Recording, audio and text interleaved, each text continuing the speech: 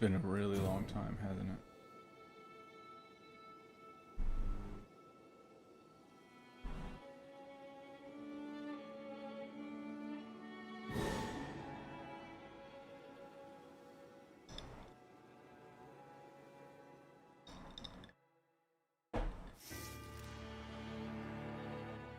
A long while, Morgott.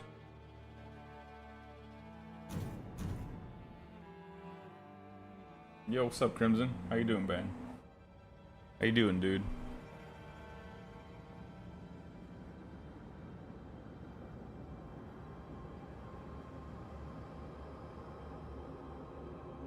You know, I'm kind of glad this next upcoming character in Wuwa is Sigrika, because it's just another person that I don't mind skipping and holding on for the next person. I think I already told you this, didn't I?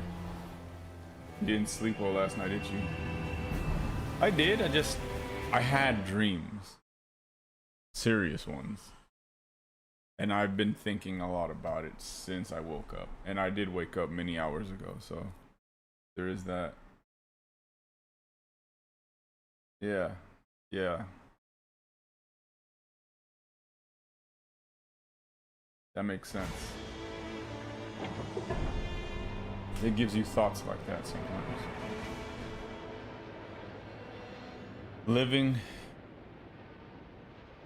there's purpose, but it's also very difficult.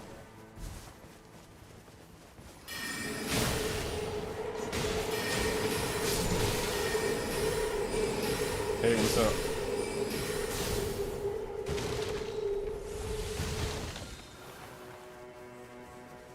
I'm used to a much higher.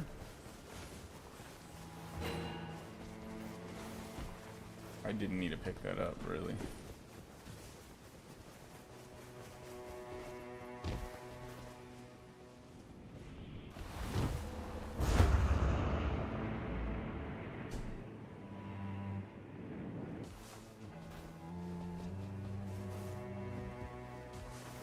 I've been contemplating a lot of stuff. But I've been deep in thought the last few days.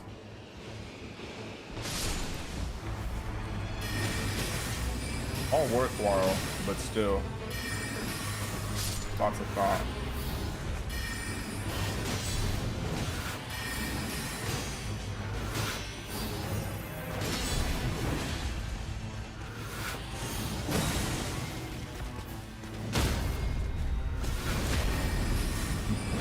Not the backstab.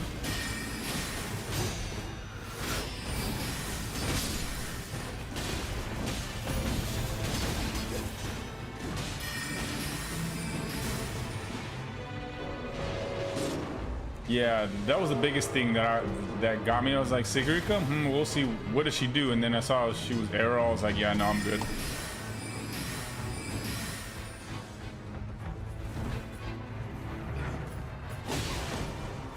That's what I get for trying to help you out.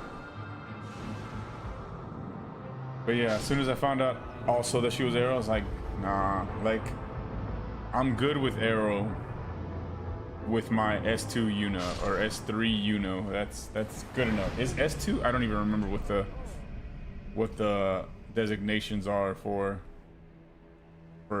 Wuthering Waves anymore.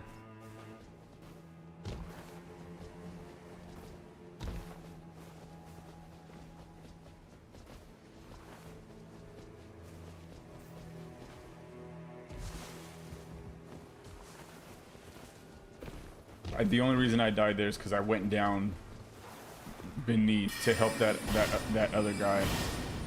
So I died for trying to help, which is the story of my life in this game. The majority of times that I die in this game is because I'm trying to help somebody else not die.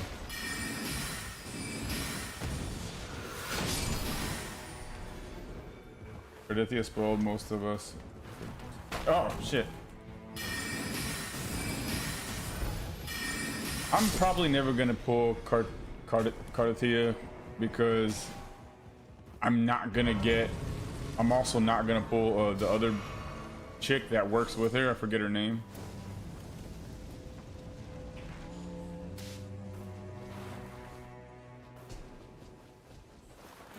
Um, the elf that sings. I'm not gonna pull either one of them, and I definitely don't want to pull both of them just to make one of them feel usable. So I'm just gonna ignore them both. I'll take this one.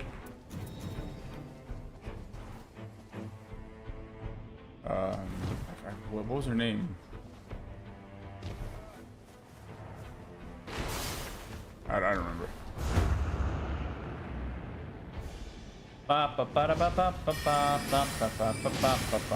That chick.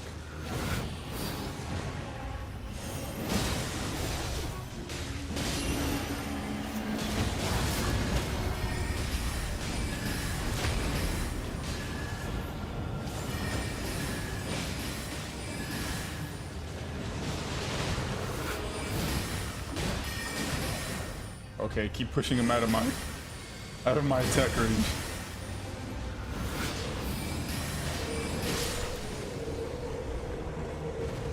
Chikona, yeah, that's one. Yeah, I'm definitely. The biggest reason I don't want to pull either one of them is because I don't want to pull both of them just to make one of them usable. You know what I mean? So.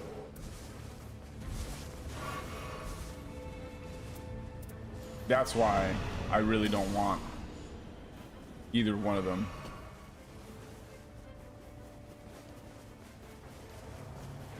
I know how dependent Cardathea is on Chikona, and I can't justify spending hundreds of pulls to get them both, you know?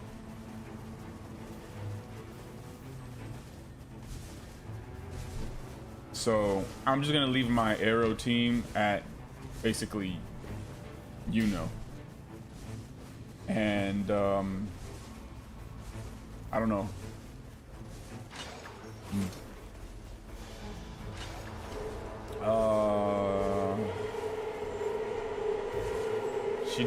Even though she's not like the biggest area AOE, she's kind of single target, but not really, because a lot of her attacks really do more than single target damage. What do you?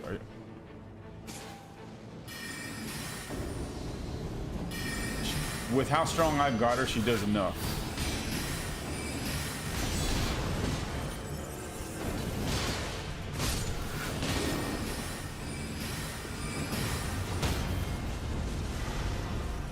How did that guy just suddenly stand up?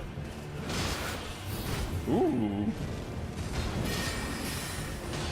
There was some range on that attack. Cardathea and Rover as a duo team? I believe you can make it work. It's just, I'd rather not put any investment in it when there are other things that I'd rather invest in the current moment, you know? Like, oh. Holy moly.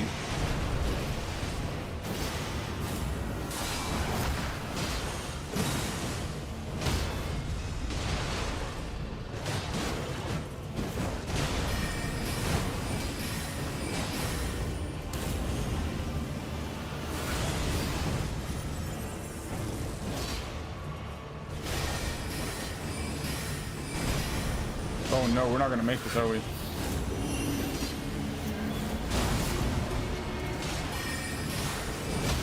Keep attacking. You'll get all your health back. Wait, I didn't get it didn't hit him.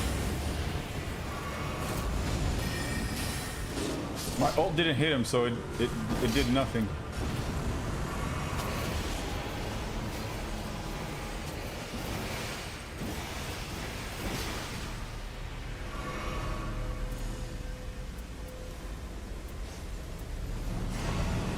This is my first upgrade. Oh, never mind. Where do we go from here? Oh, we're already inside the circle. I didn't realize it was that close.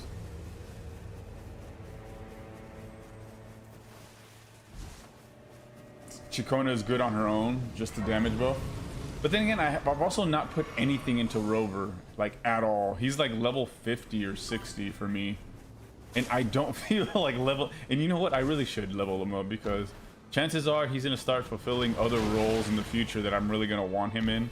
Like, I really feel he's gonna be, I feel like they're avoiding making a fusion burst character because he's probably gonna be the fusion burst buffer. It just makes sense for him to be the one that buffs. Oh, hell no. For Rover to be the person that buffs Ameth. Doesn't it just make sense? Like, they got such a close relationship.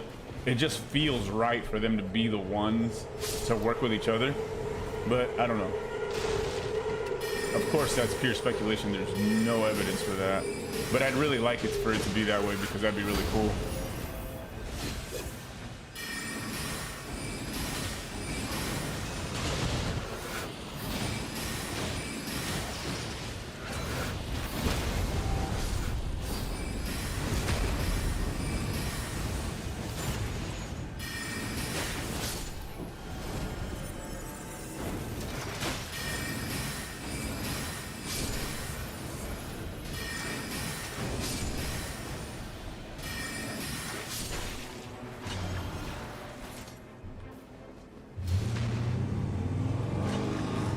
I'm out of magic.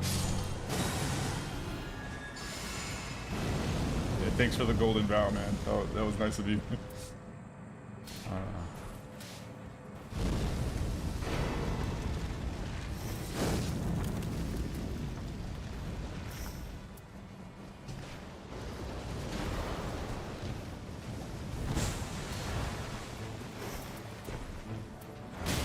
Ow. Why did you get punched by the face by a jellyfish?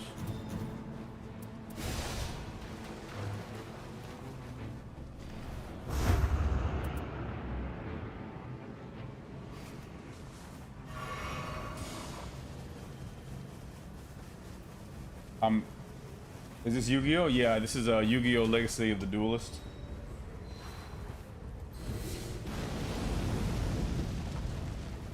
Unlike most gacha games, they might make it. Yeah, that's really. I hope they do that.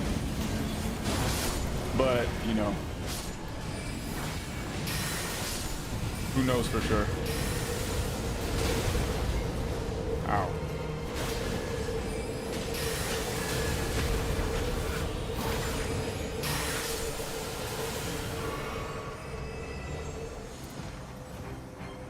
Ooh. Starlight Shard. Look, a laser sword. Pretty cool, right?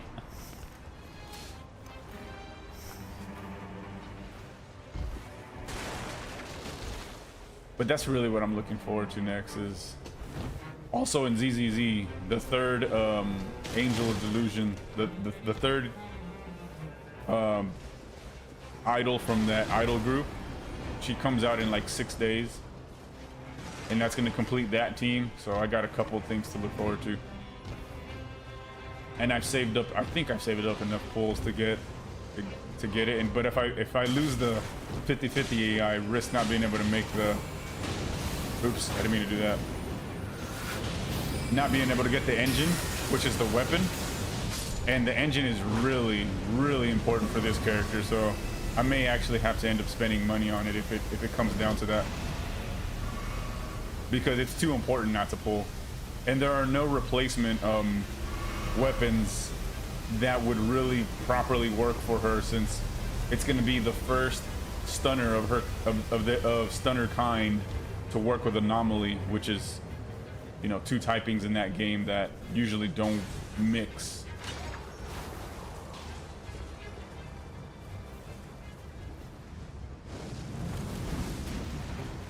$1,800 attack. Did you focus all on attack percentage rather than electro and attack? You know, like your cost 3s are attack instead of electro? Because that makes sense in that case, because I did that with my Chisa. She's got like 23, like, no, not 23, like 2,700 attack. And it's because I put in all attack instead of just, you know, what they usually do. Instead of going for havoc bonus and attack bonus, I have all attack bonuses straight up. Damn. I'm losing a lot of health fast.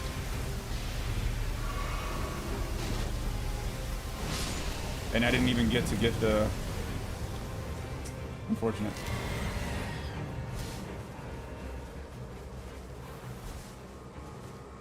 You're gonna love how they made the new Fraxidus design. They look good. Yeah, I haven't seen anything about that, so we'll see. I'm looking forward to it.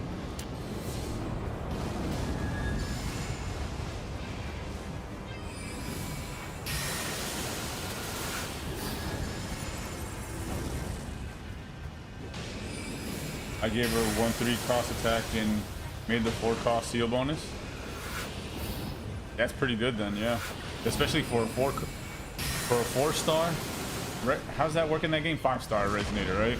It's confusing because, you know, trying to Woo!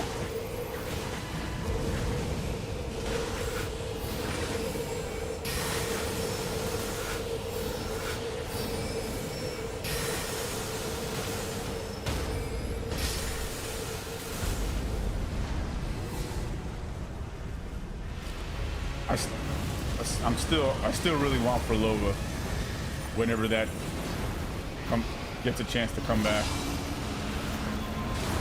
When Frolova comes back, I'm 100% getting her. I don't care if I have to spend money to pull it. I'm not gonna miss it twice in a row.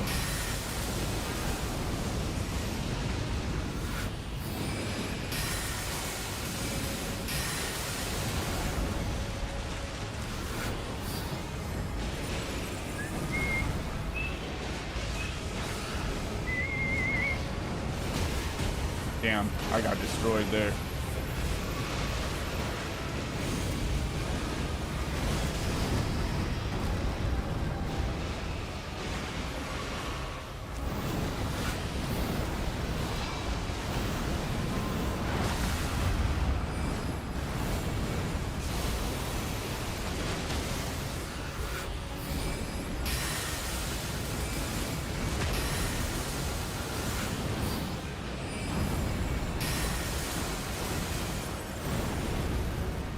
And 5-star.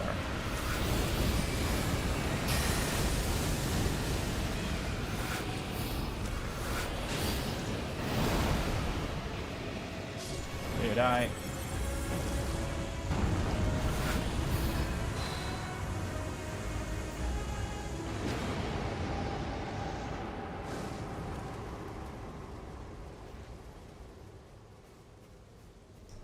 Sanhua should be considered a 5-star. How powerful she is. Especially with her S6. Well, I mean, you have to get S6 in order to make her that. But still. Who else is really good? Oh, I was gonna say Monato, but that's ZZZ.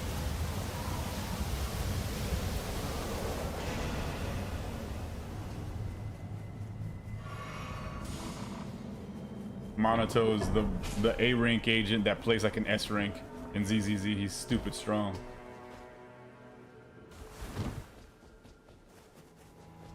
Oh.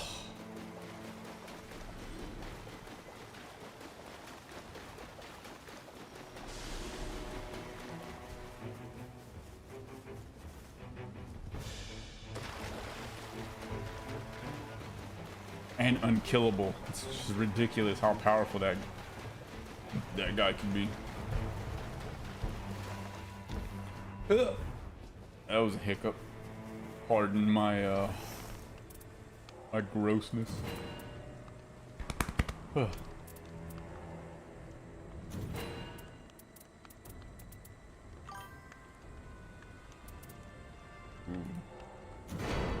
I'll take it. I don't want to fight that thing. He wants to fight that thing. Well, I mean, I'm a mage. It's not a bad idea, I guess.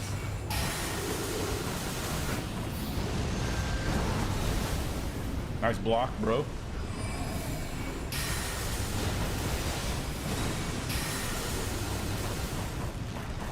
Hit him with fire.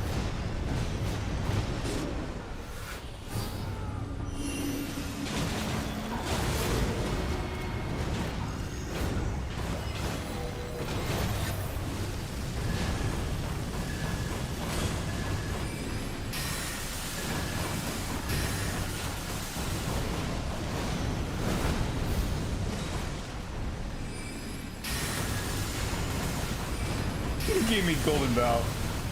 How nice of him.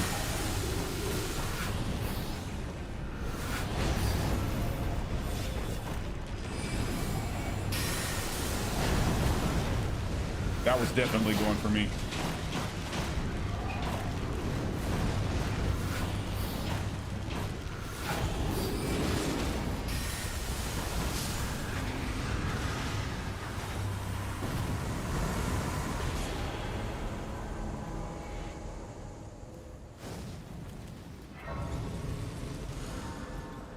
The fact that you can get her out in 2 seconds and get her back out in 2 seconds. And then she just passes on buffs. That makes her so strong.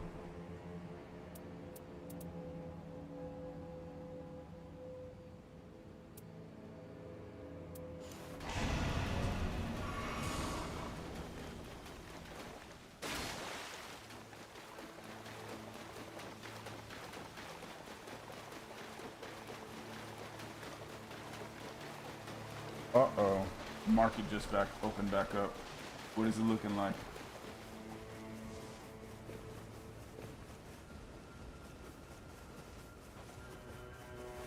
I'm currently trading on the black market. I'm just kidding.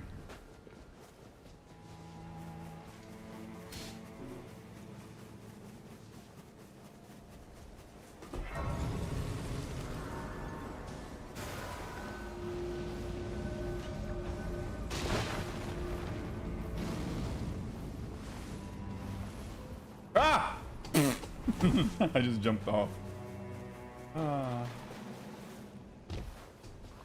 I don't know what you mean by that, by the way. It's mostly Sanhua extra 5-second buffer that makes Sanhua so useful. I don't know what that means. I just know she gets in and out and on with her life, and that at S6 she has a really nice damage buff to the rest of the team.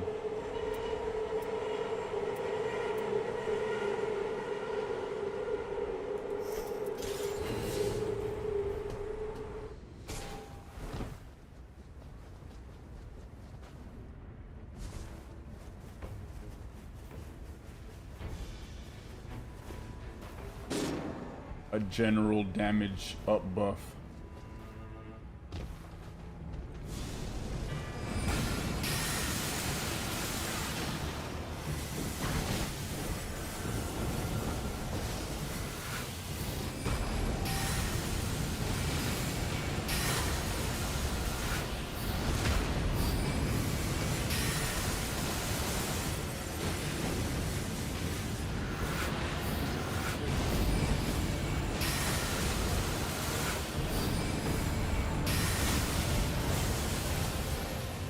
Bro kept rolling on me.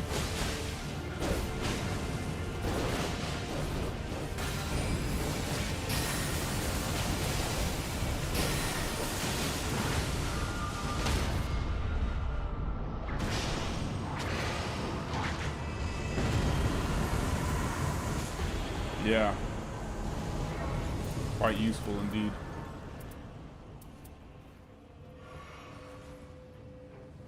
Oh, extra. That's what you meant by extra 5 seconds. Well, okay.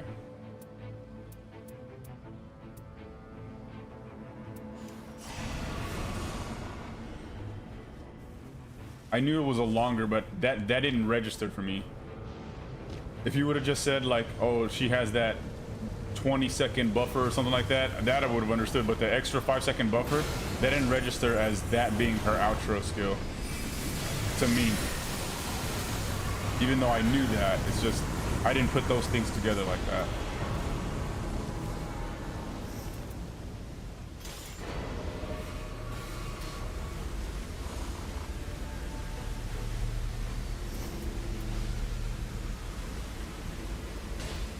I got Ancient Death Rancor call. That's pretty cool.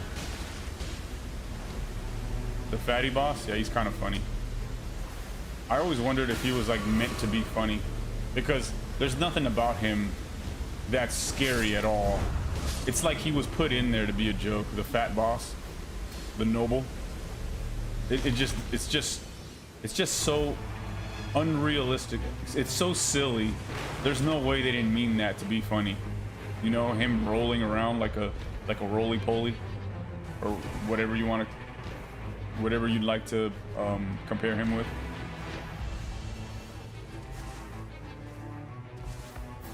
dodge a lot more and attack a lot less, and by choice. That sounds cool. You know, that's what's been making me like ZZZ's combat more recently than Wuwa. Is like Wuwa just felt like you just attack and keep on attacking, and eventually you just win. And like the combat of ZZZ just feels a lot more intricate and intentional, which I started to like. And I'd like them to do that with Wuwa too, to make it like a lot more interactive, where you want to do parries, where you want to perfectly time things, where you want to do dodge counters at the right time, you know? Like I like that kind of thing. Okay, where are we at?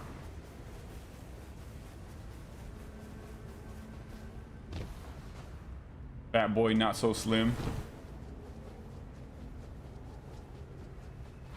I got the Ancient Death Rancor call. Look at all those skulls.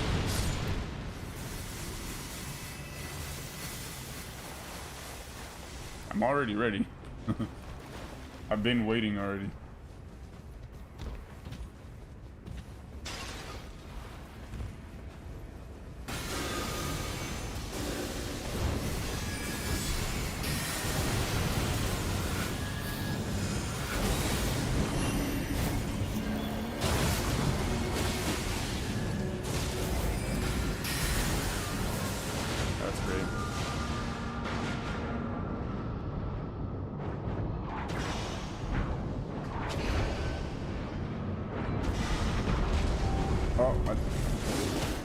Wasted ultimate.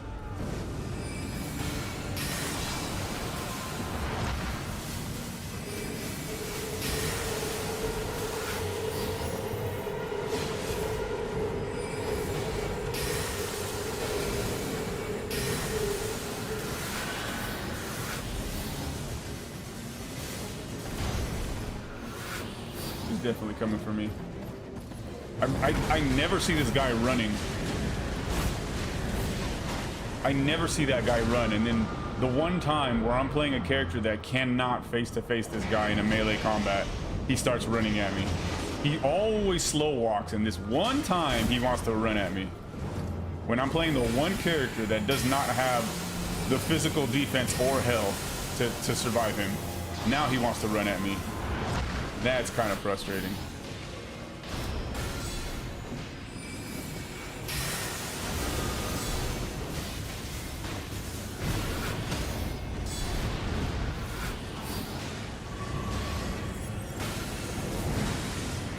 Oh, he's after me again.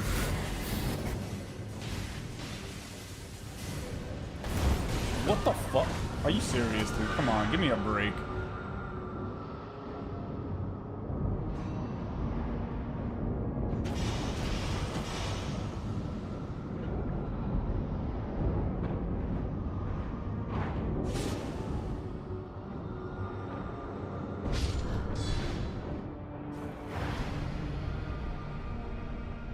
He travels across space and time to shoulder butt me where I can't even see him.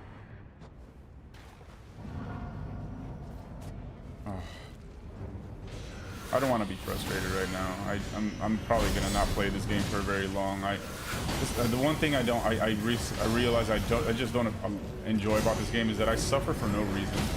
Like it doesn't. I feel no sense of accomplishment after the end of these games anymore, and that's probably part of the major reason why it makes me more angry than other games. I feel like I gain nothing out of, even after winning. It's empty, it's hollow.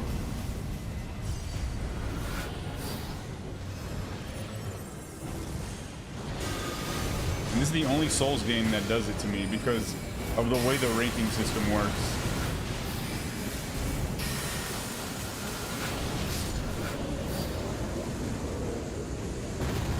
Human toilet, you're okay.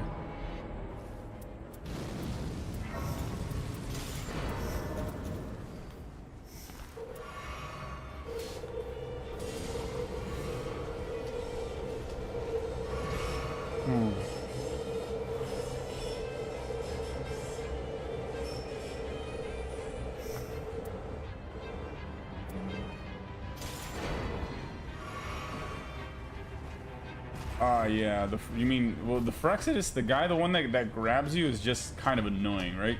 Like, dodging and parrying isn't fun when it's grabs that guarantee you stuck in an animation for several years.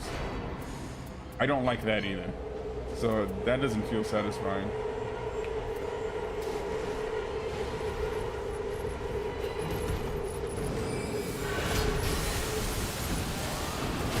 Like that, are you talking about that one Frexidus member that just grabs you and does that stab attack at you? That's so frustrating. Also that,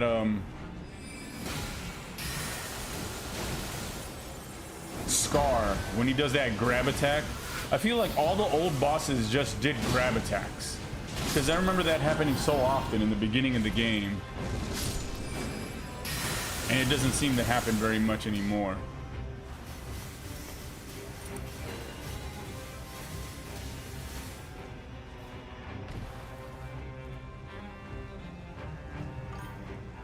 Okay, if you're not gonna take that, I'll take it. I can actually use that too. How did that guy just die? Are more Kirby? Oh, they're women. They're highly attractive women.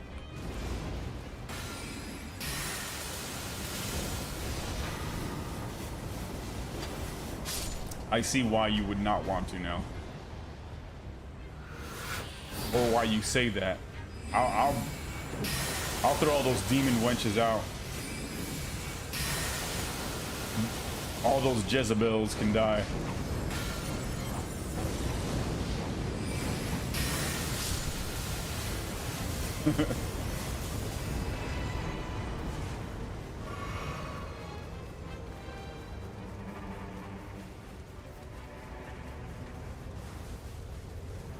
Oh, it closed.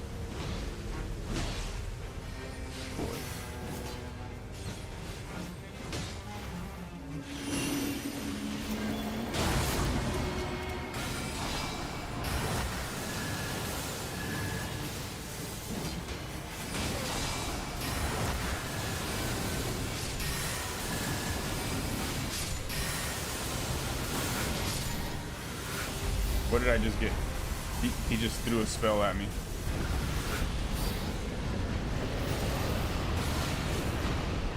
I mean, I just figured when you said you wouldn't want to, was that their combos were going to be so crazy that even trying to dodge was going to be annoying. I had no idea you meant anything about their like looks or what they were like. I thought you by that you meant their combos were going to be so annoyingly devastating that dodging them was, even dodging and parrying was going to feel not useful. I thought you were basically saying you're going to want to power through them like everything else in the game.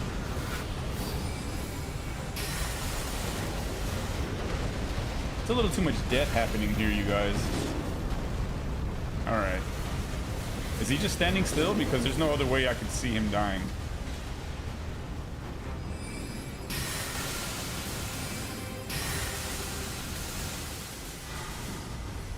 Are they both standing still? I'm gonna assume that they got caught in his lava because that lava does a lot of damage.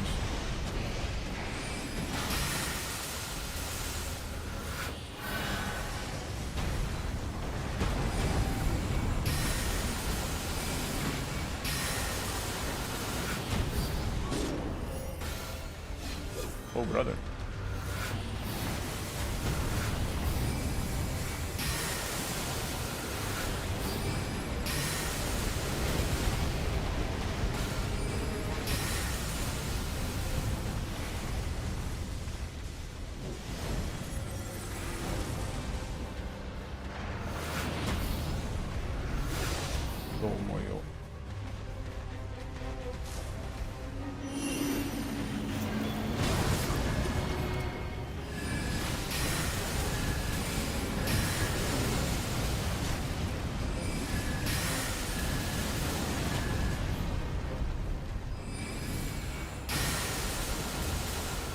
A little too much struggling going on with a magma worm. I don't think I've seen this much struggling on a magma worm before.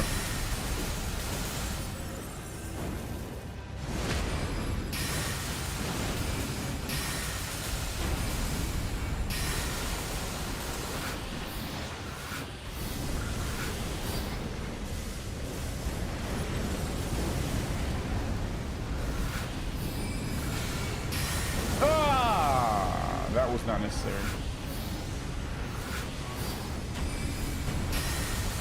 Oh, that was so close. He's got beef with me.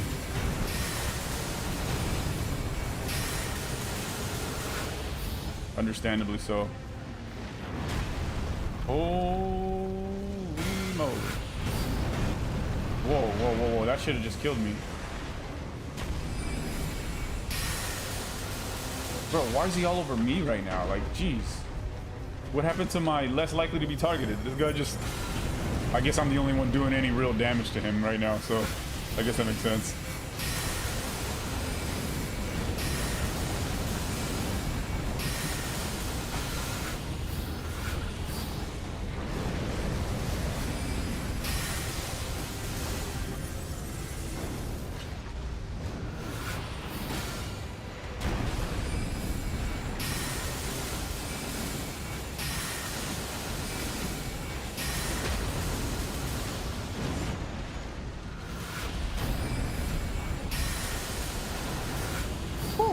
That was more difficult than it needed to be.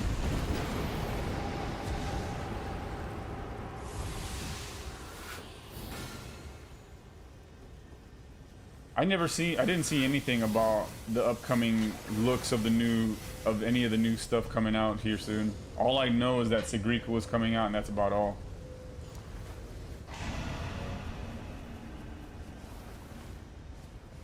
Sigrika. I knew she was going to be a playable character by the way she looked. I was like, she looks way too unique to not be a playable character at some point. She didn't look like any of the NPCs.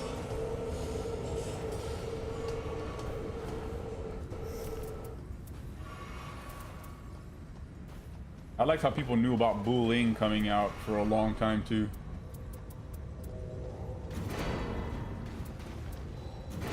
Ah, snuggle. Ah, snuffleupagus.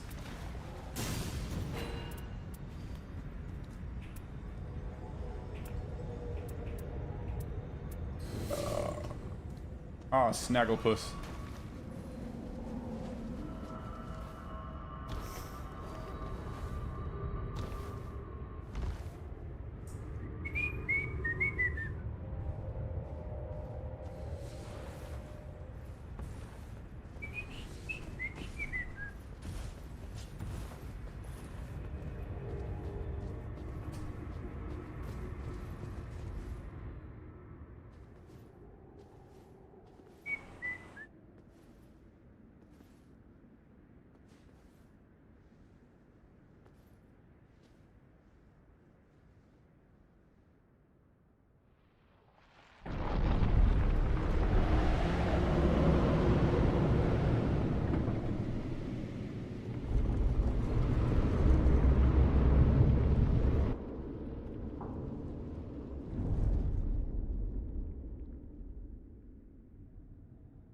Money, money, money, money, money.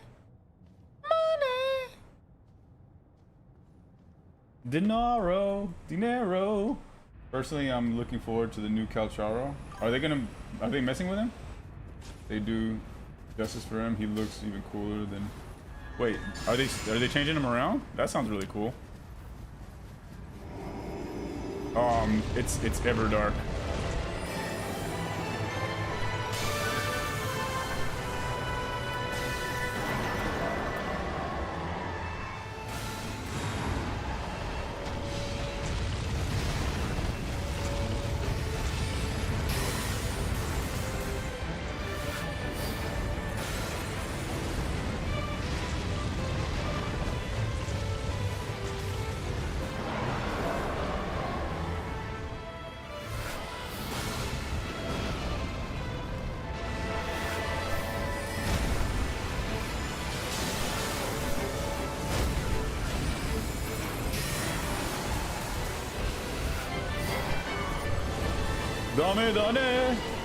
Dame yo, dame nano yo.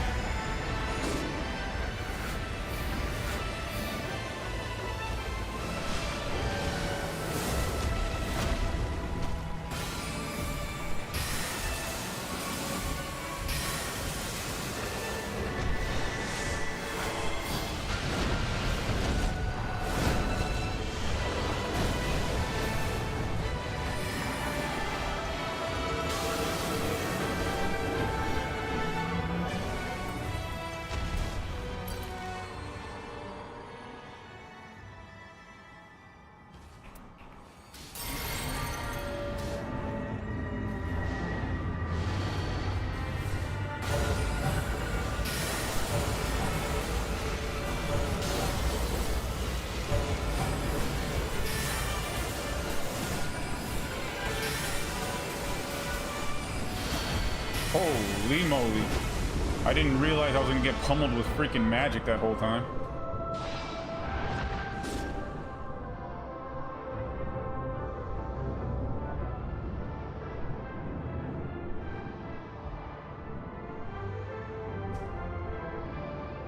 I lost my ultimate because of that, for sure.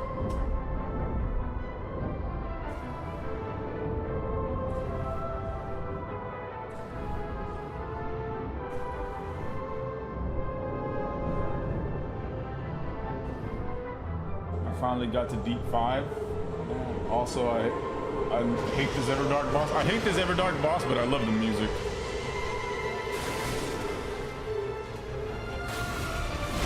You're kidding me.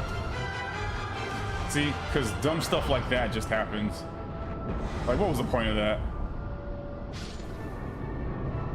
I really think gank fights are cheap. Or it's a cheap way of FromSoft making these games difficult. Just make them gank you. That makes it hard. Yeah, it makes it hard, but not because it's actually hard. Because you cheated and made it a gank fight. That's just the way I see it.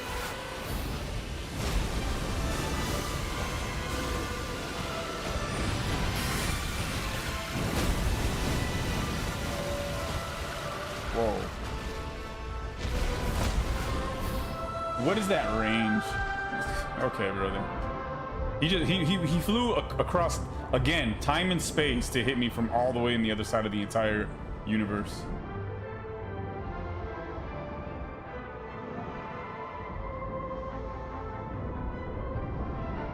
Oh, that's right. I heard she has a ton of HP, huh?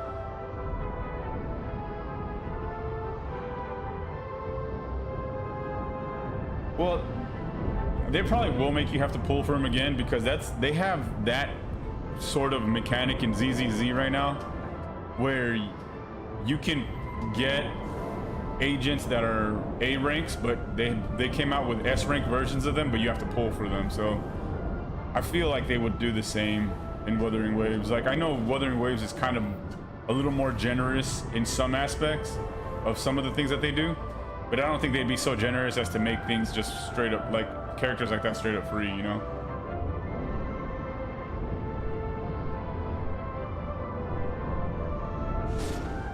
Yeah, this whole boss fight is kind of BS in my opinion. The fact that there's just, and it's not like a regular gank either. Actually all three of these creatures can just hit you with AoE or long range stuff, which is, it's just, to me, it's just stupid. Like, both of the moths just do crazy stupid magic, and then this Ortiz can just do those ground pound things and send rocks flying 1,000 meters in front of him, and then he can just jump at you too at lightning speed. And then this stupid scream that he's about to do right now, the stupid scream that does damage for some reason, like, it's such bull crappery in my opinion. I don't find it fair or fun.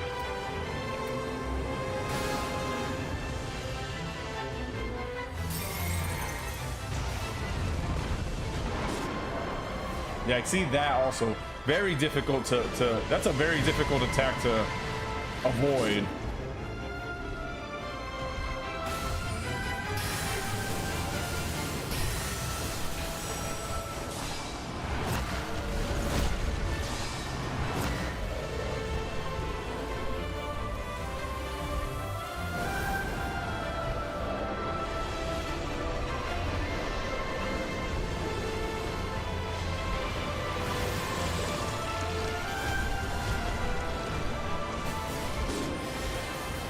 I'm supposed to be invulnerable when I do the moon thing. I'm supposed to be invulnerable to sorceries, but apparently that's not the case, huh? I guess that's not considered magic damage, even though it does magic damage.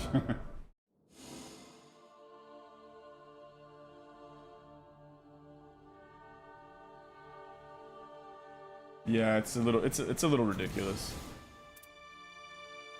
It's not a fun boss fight.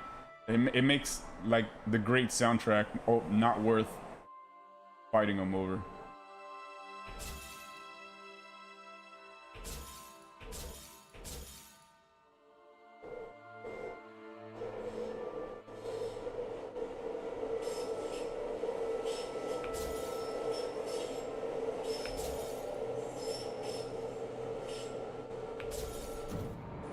And 400 points is a diabolical amount of points to lose. See, this is why this is just I don't enjoy this game anymore. I actually don't. I've lost all excitement for this game. I've lost because of how trash the Deep of Night system is. It's completely just unbalanced, unfun. And even when you win, you have this empty pit in your soul. Like, what was the point? Why did I do that? What did I gain from that? Nothing. It just wasn't fun. FromSoft is really dropping the ball with this game. It's just doesn't, it loses all appeal over time. Whereas other FromSoft games, I'm excited to keep playing it. This is the only one that I lose humanity. Like, I feel like an actual undead from Dark Souls 1 when I play this game. The more I play it, the more I go hollow. Until one day, I'm gonna completely go hollow, and I'm just gonna be this empty husk moving around, just roaming around on autopilot. You just, you know, like, reacting on autopilot, not actually doing anything. I actually already feel like I do that in this game. That's exactly what I was doing that whole last match. I felt nothing the whole time. I am hollow when I play this game.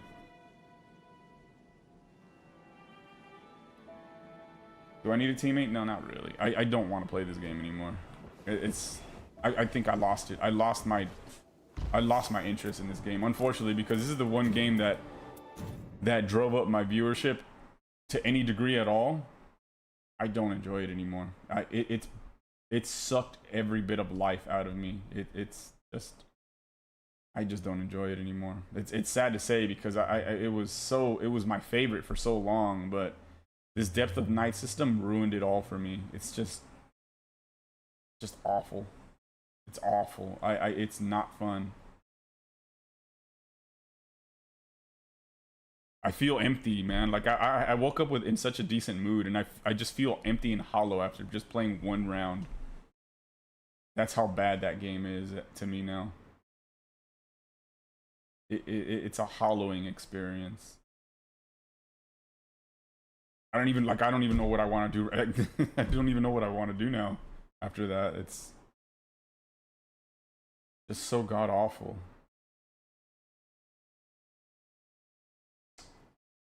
I really don't know what I'm gonna do now. Like, I've drawn a blank emotionally, mentally, after that one game. And even if I won it, I would have still felt like, now what, you know?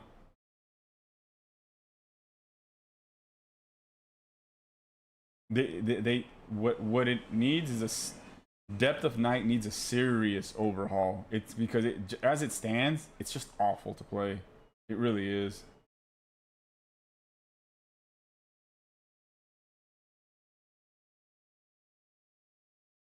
Like, other Souls games, like, the thing is that they have a definitive end.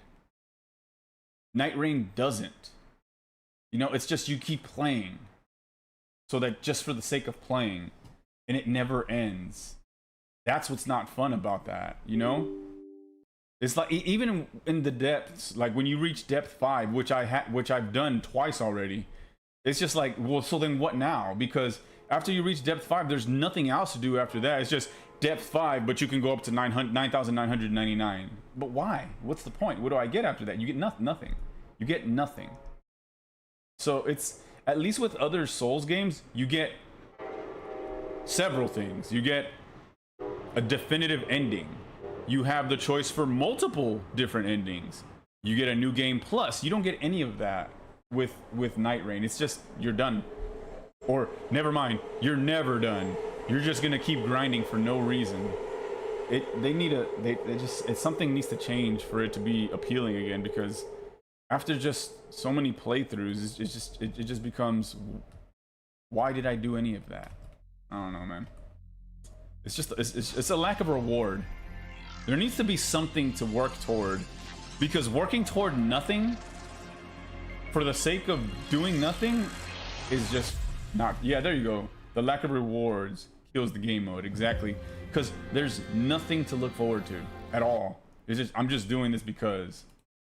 And then what? Nothing. Just keep doing it because. Cycle continues. The cycle continues in regular Souls games. but there's meaning to it. You know, there's a purpose for it, and there's things to carry you forward. In Night Rain, you just start back at level 1 with nothing, and you know, with the only things you could say that you come in with is relics, but even like that is just like that's nothing. It's nothing big enough or good enough to make me feel like I want to keep doing it. You know, it's just, I don't know. It's an empty feeling playing that game. It really does drain my soul to nothing, to nothingness. And it used to be so. I feel like before they came out with Depth of Night, it was good, and then they came out with Depth of Night, and it just made it feel bad, actually bad to play.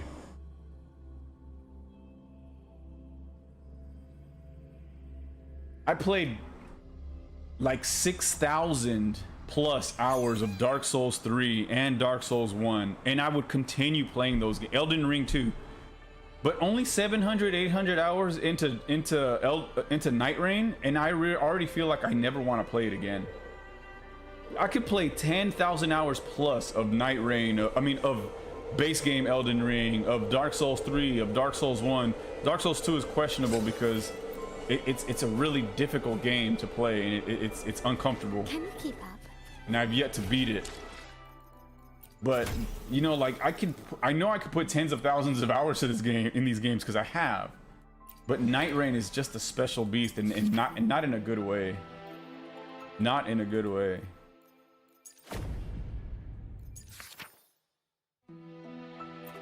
There's 26, 27 whole days of Whimpering Wastes. But I could finish it all in one sitting. What do we have here? Electro. Resistant. Okay.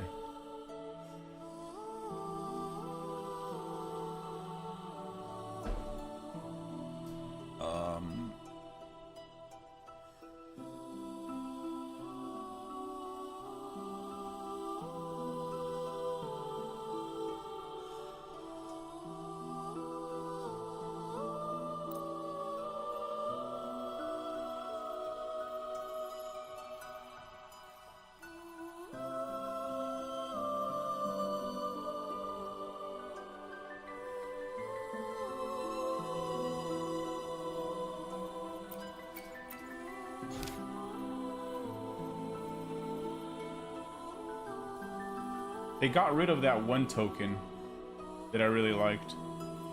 What do these do? From Echo Skill?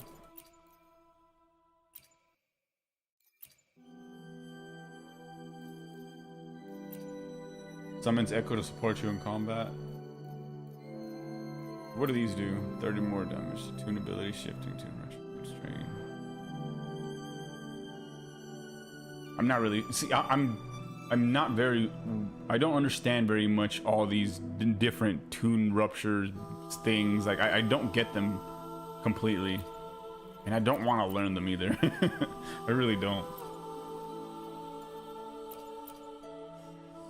I feel like there's already so much to understand in these games. In this game particularly, I mean. Well, actually, ZZZ is like that too. Very difficult and confusing. I feel like the paragraphs of info they dump on you for how mechanics work can be easily simplified with a shortened paragraph, just very straightforward, but they won't do that because it sounds fancier to just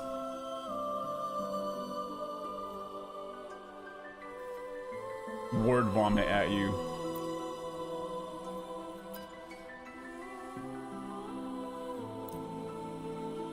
You know what I mean?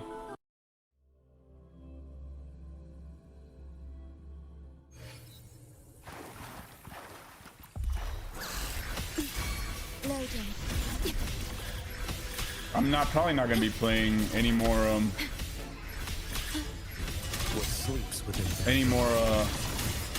Night Rain until like they come out with some update or something, because the way it is now, like, it's already been days since I played it, and I was thinking maybe I just needed a break.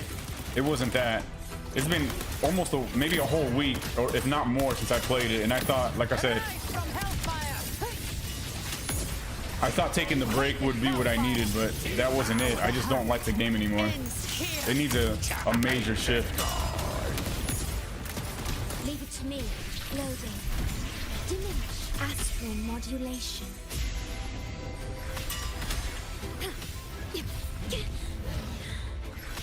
I feel like I already messed this up because I just got punched by that stupid thing twice. And that's another thing that I noticed about this game that's tough, or not even tough, but like it's weird. Even compared to ZZZ, is that the dodge timings feel so wrong. Because there's so many times where I feel like my dodges are just perfect, but I don't dodge shit. And I was like, do I got bad hand-eye coordination? No, because it's the only game that makes that where dodging feels so inconsistent. Fight fire with fire. There's no other game I've ever played that requires perfect dodges that felt so bad. And this game just feels awful when it comes to perfect dodges. I don't know. Maybe that's just me. With time. What sleeps within them? Behold this boy.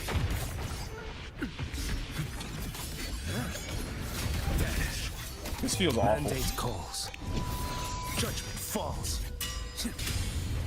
You can't escape me. Baby, I've come to send you to your grave. Yeah, I know that's the basic tune rupture, right? But I mean, like, you know how there's tune rupture shifting, tune rupture interference, tune rupture this, tune rupture that. There's like all these different kinds. And not only that, but there's like the different resonance modes too, where the specific characters like Linnea and what's her face have two different ones that you can pick out in the skill tree. Is like that. Those are the parts that confuse me. You know, like I only know what I'm doing because I follow a guide that tells you what mode to put them all in certain teams. But if it weren't for those guides, I just wouldn't know what the fuck I was doing with these with all these different types of tune rupture. I kind of wish they didn't add all that because it's just confusing. The world is mine to guard. Objective lost. The tune break itself is fine, but like when they added all the extra shit is where I started feeling like, what am I doing? What are all these extra things? Come, meet your end. Structural collapse. Break apart. Drive safe. Check this out. That's all you got? Marked. One more. Need a ride, sweetheart? Special delivery. Go boom! The form of light. Light show of the finale. Fire! Order confirmed. Light wings activated. Stars shine tonight. Starlight over the seas. Scorch through the void. And I noticed that you can't really rupture anything in this game mode. They just automatically do it, I guess. Flicker into form. Nothingness. Deconstructed.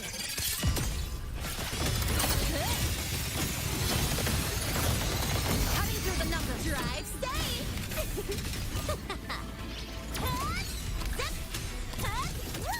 New look. Name your color, tie a bow, and call that my signature. Whirling on. System integration. Come on.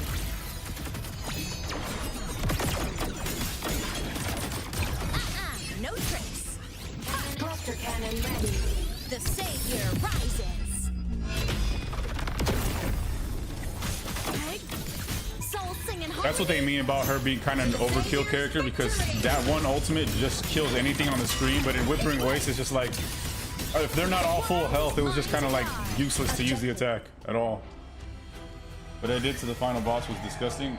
In the thing that you're talking about, what is it? The final boss in I need to switch these teams. There we go. In the Thousand Gates or whatever.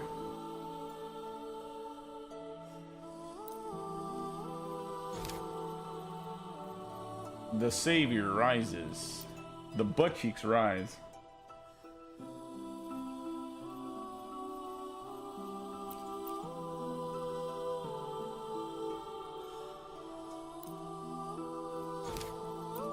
My butt cheeks rise.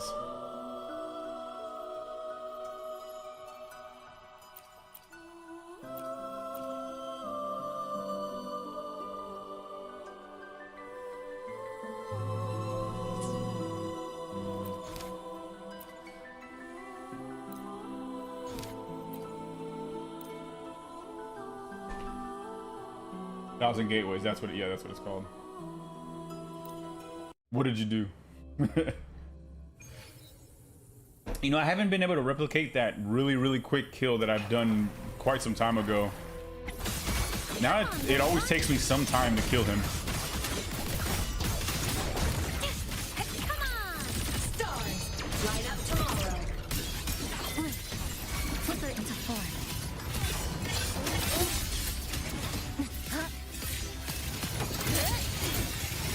Drive safe! Go over here.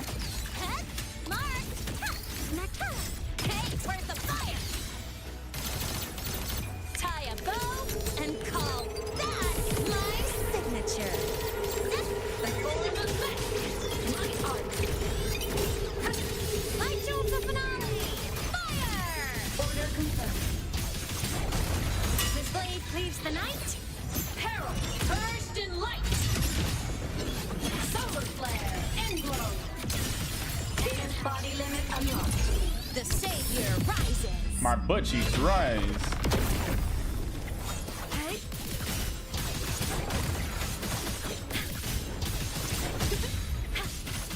Fly high. Truth. Reach the cosmos. Lifeline blocked. Tether snap. A pivotal moment. Central collapse. Quick apart. Drive safe. Check this out. One more. That's all. Don't blink. You'll miss the best part. Form of mist. Starfall. Break apart. The world is mine to guard. Objective. Souls sing in harmony. To the Savior's victory! Cluster cannon ready. The Savior rises. Huh. Feather drones.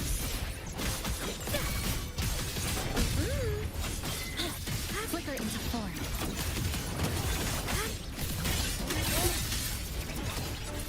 Come. Meet your That was weird. I didn't feel like I got an intro skill there, ends here. but I did. Connection 7. Drive safe.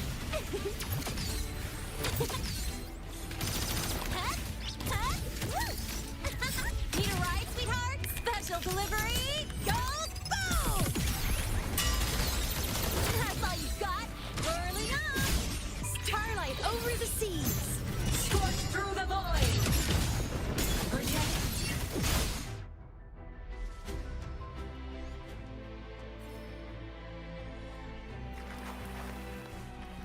My Gabrana's team still feels a little stronger just because she's so well suited for this kind of game mode because of her ultimate, you know, Gabrana.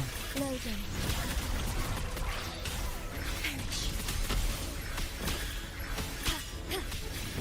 In war with time.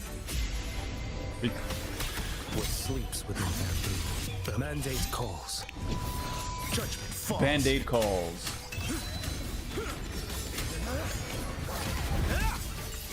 You can't My move escape is me. deployed.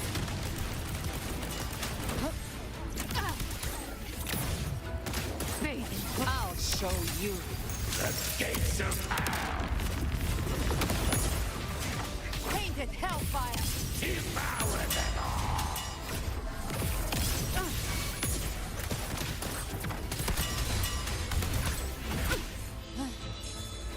Ordained. Loading. Ordained like a minister. Raft you knew. It's unfortunate. I understand. Next, your life is mine to take.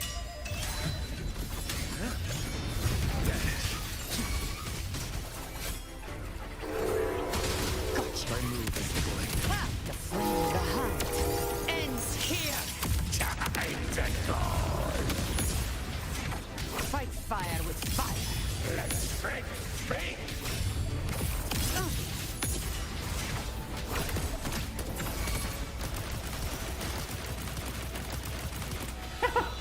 They all got stuck in that little tornado of hits. Loading. Astral modulation. What sleeps within bamboo? One strike to settle it all. Break like bamboo. Speak of the devil, I might trigger. Enter Hell's Gate. Scorched to Painted hellfire. devour them all. Oh, I actually beat the whole thing without the time running down. See, the Galberna team is just much better. Just because, like I said, her ultimate is built for this kind of thing.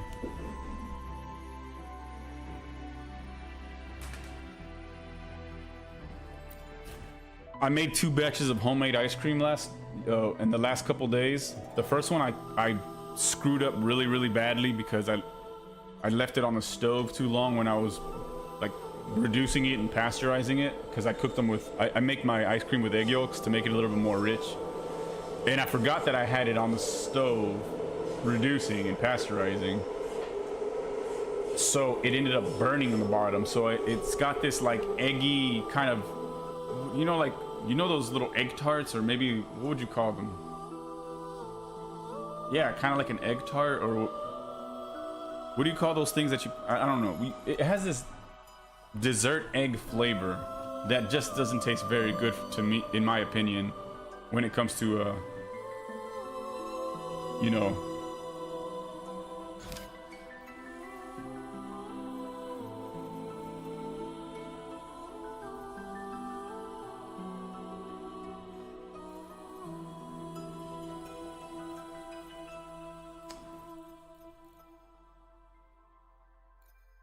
when it comes to ice cream.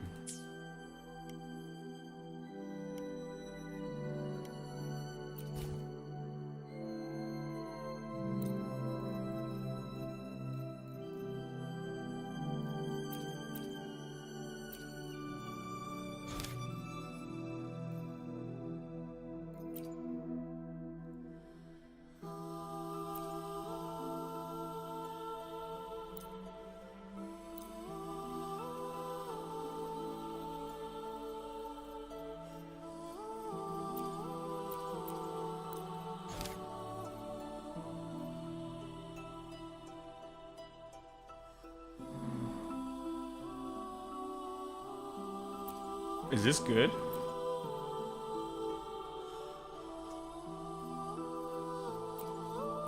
I feel like 25%, 30%. I mean, it'll do the trick better than that other one.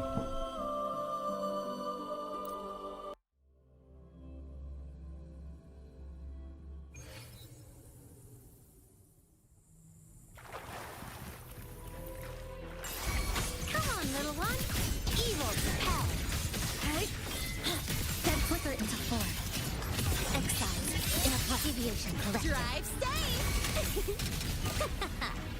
That's all you got? Woo! Now look!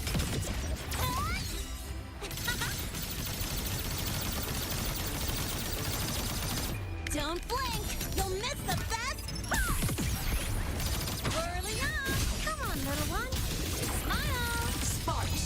Ignite the world. System blade cleaves the night! Herald. Burst in light. Heroes on! Lights up! Liners checked. Thunder! Charge. Light wings activated. Stars shine tonight! Well, I know this one is supposed to be like the shield token for this character because Nothingness. It increases fusion damage and fusion burst damage, which is both things that she does. So this is the shield token for this team, basically. Cutting through the numbers. Drive safe. Check this out. Zip. Mark. One more. Need a ride, sweetheart? Special delivery. Go boom. Whirling up. Starlight over the seas. Scorch through the void. Right to the finale. Fire. Order confirmed. Fly high. Truth.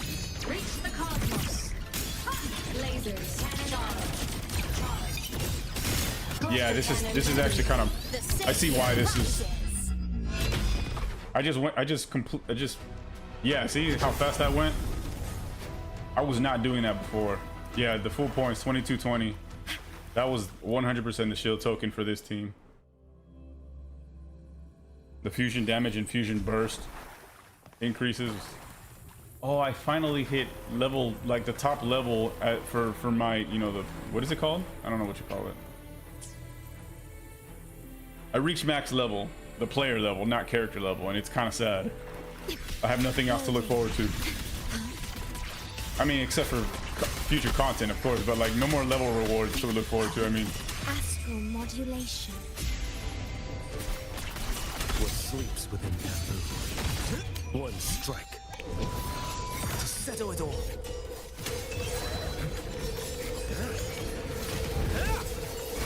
Gotcha. My move is the blade.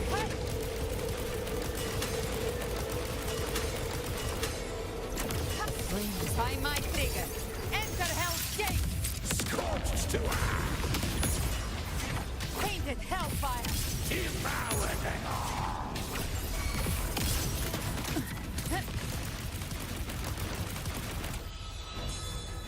Ordained. ordained.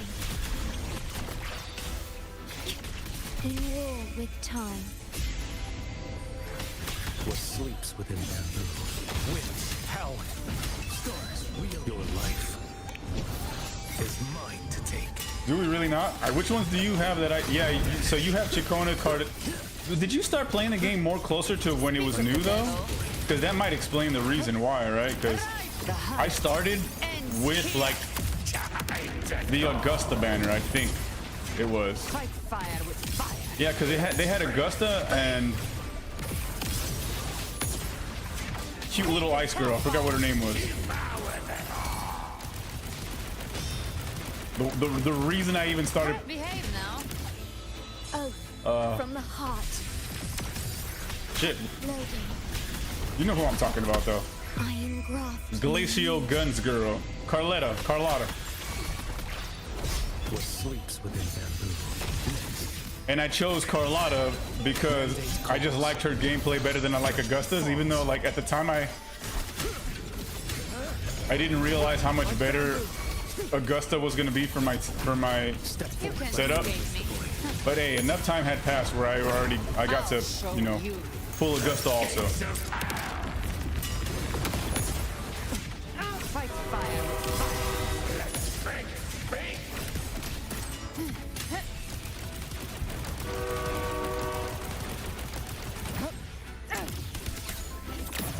Behave now. Ordained. Until they put Zani. Oh, I don't remember really. I'm not really sure when that happened anyway, but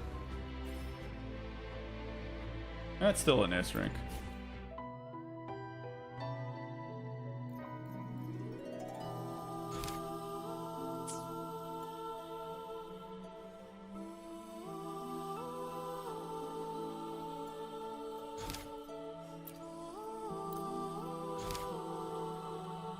Is there a better? Yeah, maybe, let me. I want to try using this team. Wait, is this?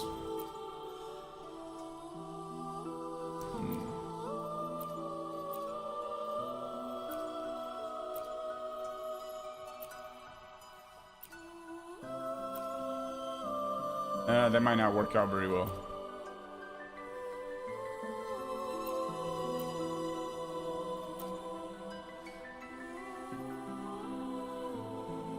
Yeah, probably not. I guess I'm gonna stick with this team. I've been building up Chisha too because I really miss using her, and I want to see if I could use her in other things again. The Renaissance update. Oh, so it was basically around the same time. Well, I mean, well, that was before, just one update before the one that I came into. I came in the Septimont stuff.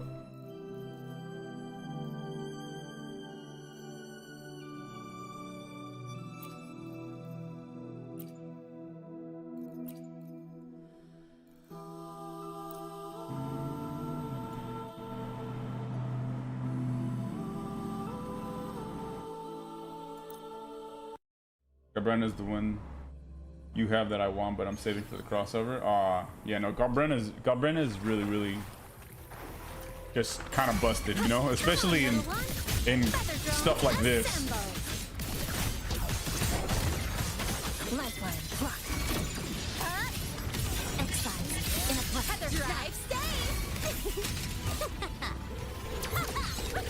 Where there's tons of enemies.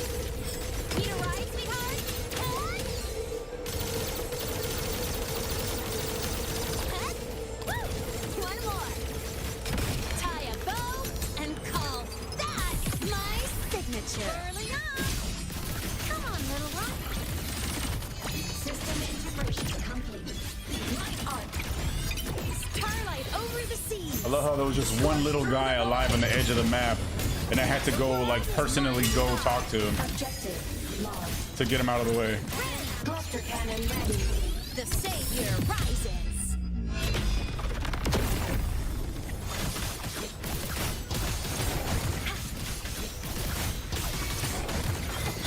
Flicker into form. Come, meet your end.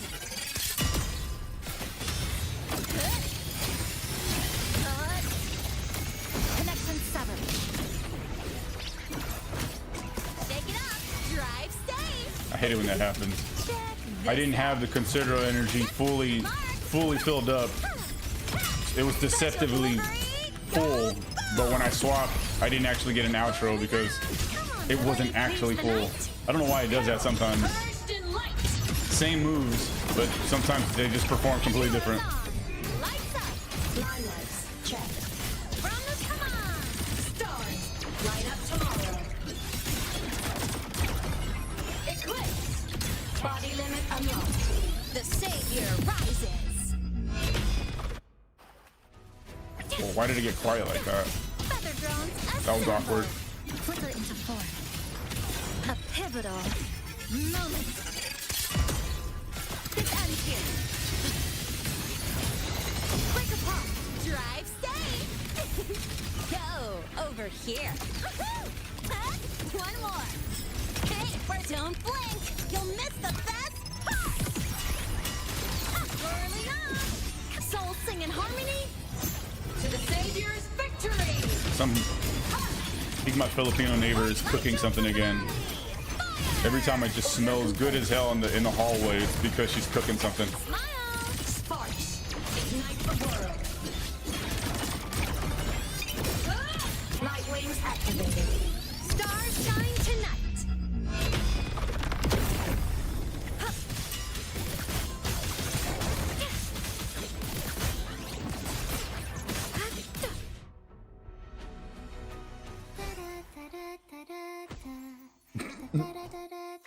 I didn't expect that all of a sudden.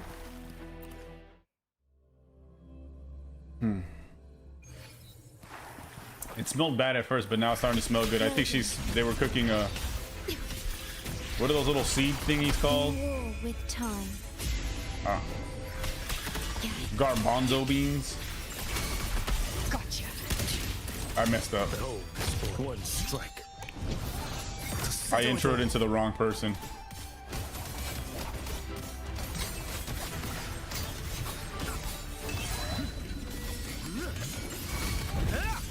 Speak of the devil, devour.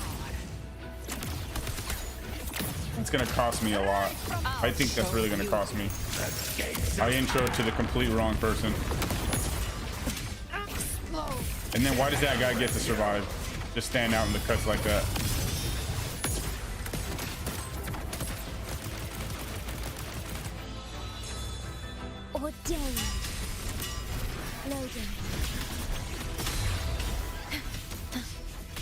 gentle modulation. What sleeps within bamboo? Mandate calls. Judgment falls.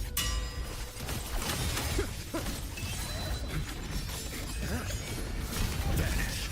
You can't If I move escape as me. the blade. The hunt ends here. Time to go. Painted hellfire. Devour them all.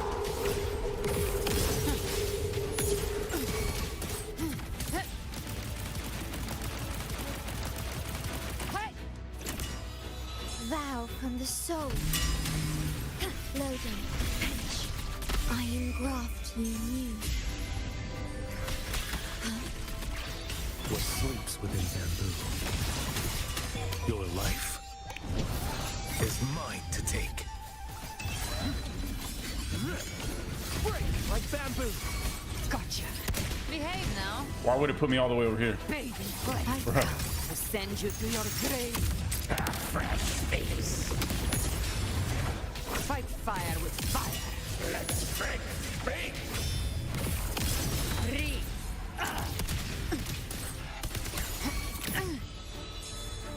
Ordained. This doesn't feel very good. I feel like I'm doing awful right now.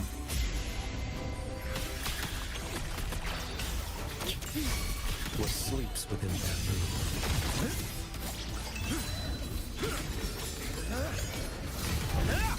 One strike to settle it all. Speak of the by my trigger. Enter hell's gates. I didn't notice that her resonance symbol on her back pulsed like that. I still got everything. That's all that matters.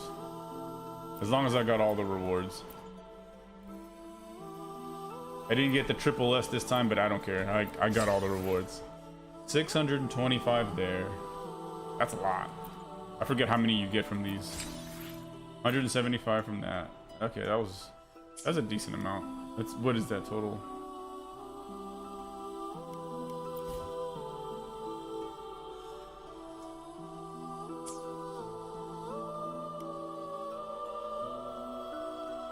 What, feeling like you're not doing very well? Like, hey, I really feel like I'm doing shitty right now, but hey, I still got them.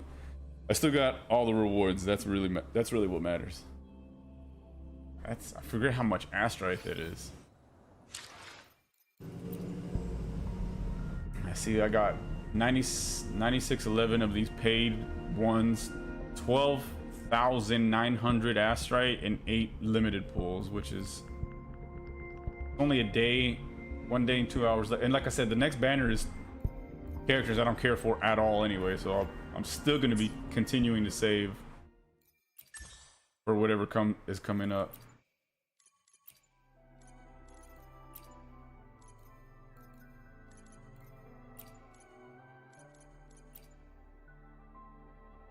Oh, my neck. I'll save this one for later.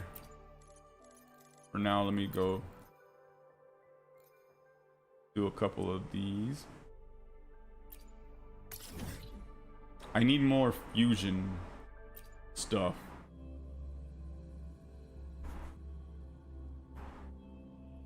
Molten Rift echoes for my actually I might not even build her up anymore just because like it's a lot of Another day, another heroic me. it's a lot of resource to put into a 4-star resonator.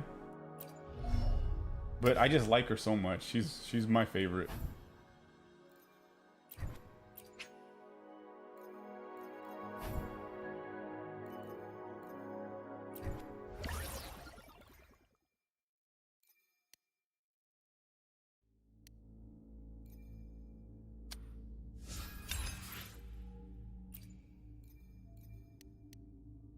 Damn.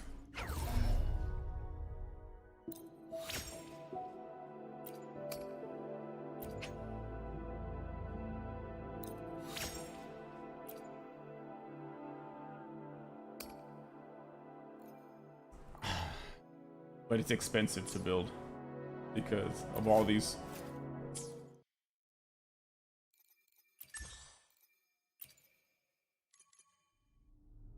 This stuff.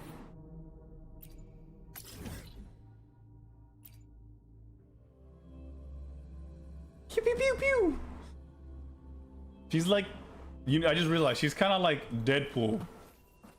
She's like the gotcha female Deadpool. She runs around shooting both guns, going pew pew pew pew pew. It's hilarious. You know how I feel about Deadpool.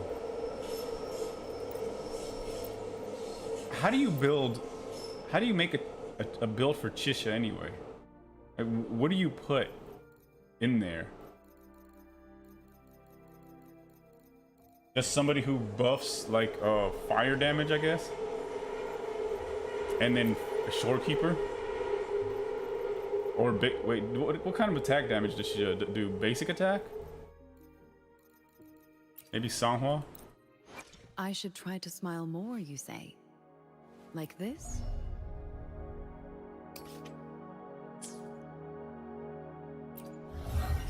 What does this do again?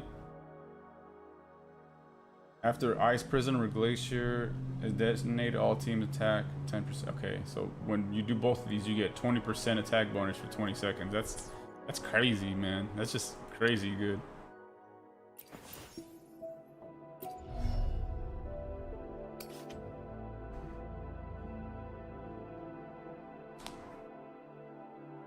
Oh, that's not a buff at all.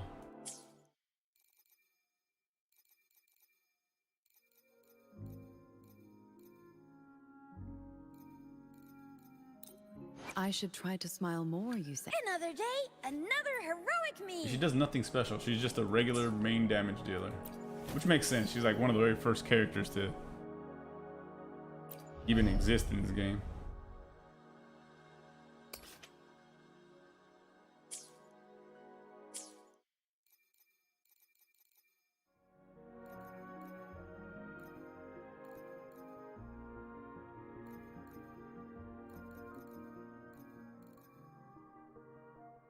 Yeah, I guess it. Let me try it out.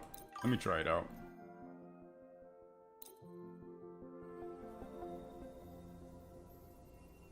Oh, it's good. It's cool. TOA is that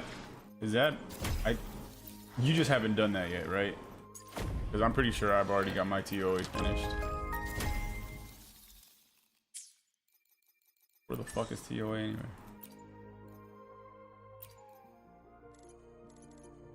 Yeah, my TOAs are complete right now. I can't believe I'm actually finally like completely finishing all the end game stuff. I thought I'd never get there. Felt impossible. I was just asking about how to basically build up Chisha, but I don't want to put too much in. Like, even though I really like her as a character, I don't want to put too much into her, considering she's one of the first and not even one of the very best resonators in this. Wait, what was that? Resonance liberation damage increased by 66%. Well, I don't do that stuff. I'm building Chisha because I just really liked her a lot, and I was trying to see what a good lineup for her is, but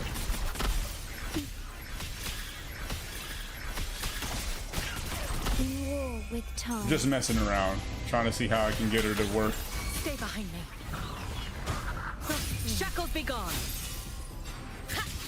Oh, bring it on!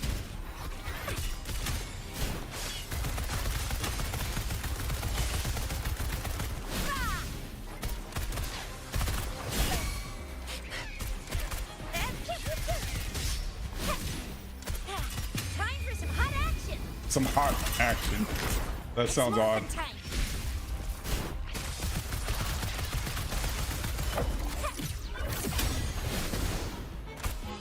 Oh, from the heart. She's not very good at all, but she's still so much fun to play.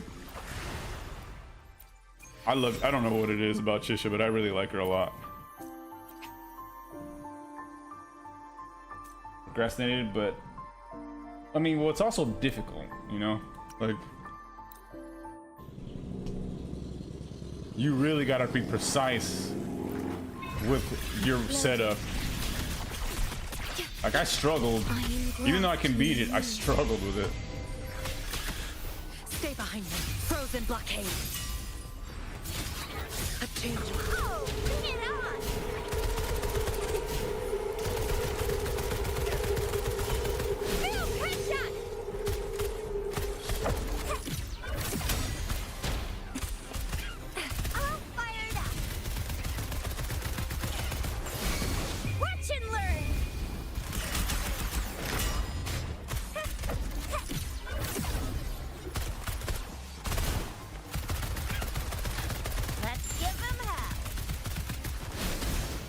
She's basically just a female Deadpool.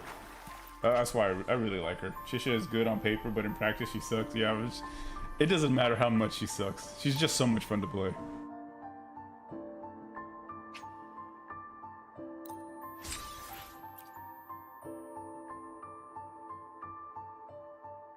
And the Sanhua buff works well on her since it lasts 20 seconds. And the Chisha rotation really does last quite a while. She's also very not well built. Like everything, all her things were at like level 4 for me. Where can I take her to test her might?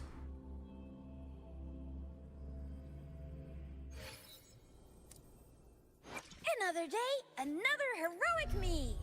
Yeah, see, 4, 4, 4, 4, 4.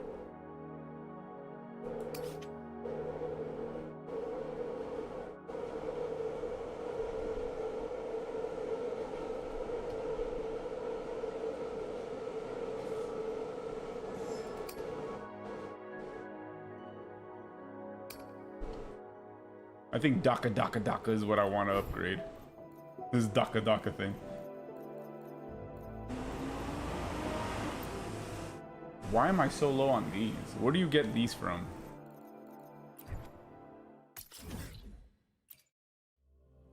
I've never been out of materials like that before. Wait, I repair and make Tacitite weapon. A resonator's life is crucial, but their weapon comes close. Pick a reliable one in my place. How about it? Feeling fresh with your...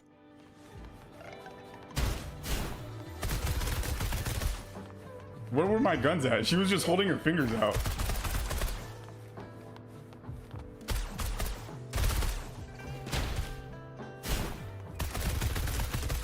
Look, she's just holding her fingers out. She's not even shooting anything. She's just doing this. I'm so close to maxing out all my characters. By the way, that Daka is a Warhammer 40k reference. Oh, is it really? That's pretty cool. Daka. Daka.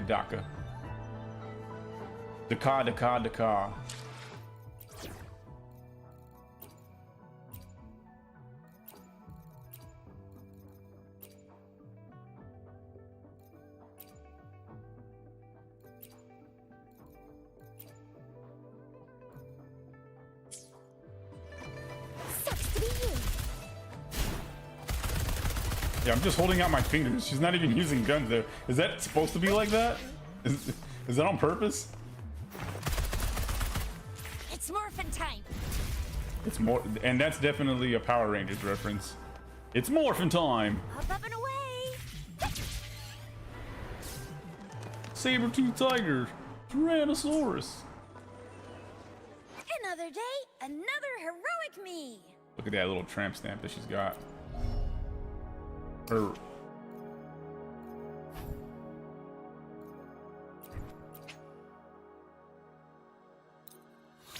Daka. Waka. I feel like that's what I'd want to upgrade, right? Because her Forte circuit is like the most powerful thing about her, isn't it?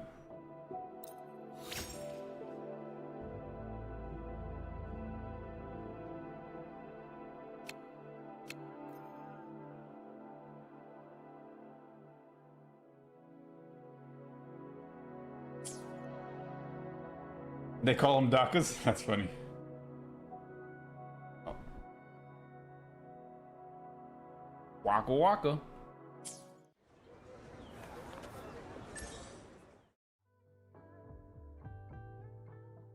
Damn it. Darn it.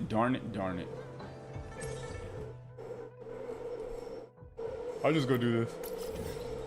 This should be easy enough.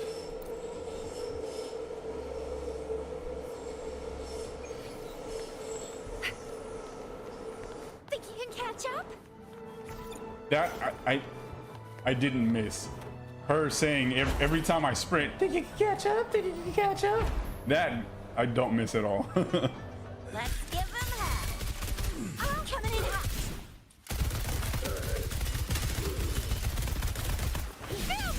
It's morphin' time. I'll fire it up. Damn, with no buffs, this feels tough. Biggie. He canceled my Daka Dakas. Still fine and dandy. Yeah. All day. Yeah, he almost killed me. Think you can catch up? With no buffs, that was really tough. And that was just a daily. That was nothing but a daily mission. Back off. Waka waka. Daka daka. And choppas, any kind of sharp melee weapons. And sluggas, any type of blunt melee weapon. Get the doggers, the dakas, and the choppers. I'll bring the sluggers. It just sounds like gangster talk to me. Hey yo, bro, you bring the dakas, I'll bring the sluggers. Yeah, it just sounds like thug talk. They're just like fantasy thugs, fantasy gang members. Let's give them hell. Leave it to me. Perish. Astral modulation. Stay behind me. Lotus pervade. Ha! A change of perception. Oh, bring it on.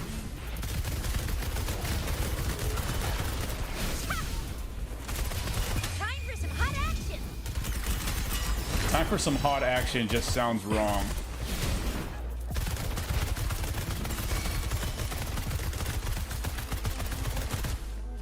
Time for some hot action. Stay behind me. Shackles be gone. There's no way that wasn't intentional. Like they didn't put that voice line in on by accident. Time for some hot action.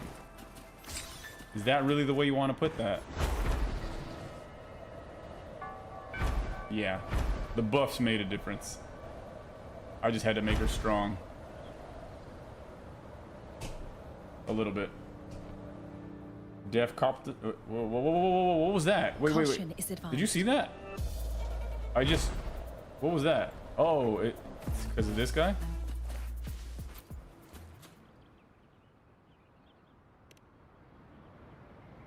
I forgot ever interacting with this guy in the first place. Loading. Perish. I am graft in you.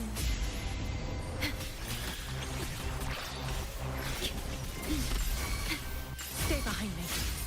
Lotus pervade. Hiding! A change of perception. Oh, bring it on.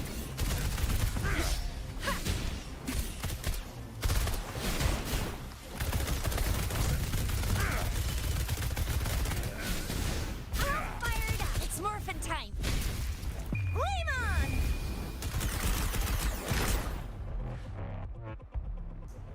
Yeah, man, she can be pretty strong.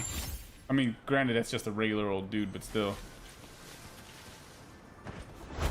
And like I said, I've got all her abilities at like level 4 out of 10, so there's that too.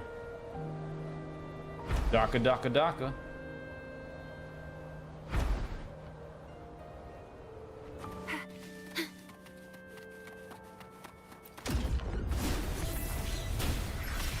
Loading. Worry not.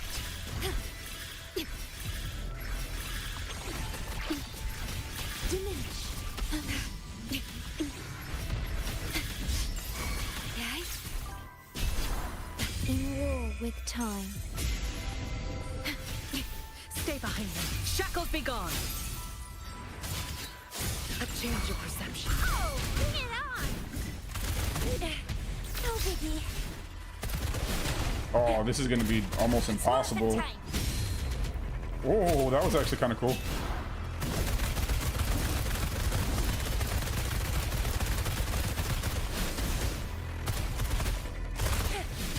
Sucks to be you. Ha! Watch and learn.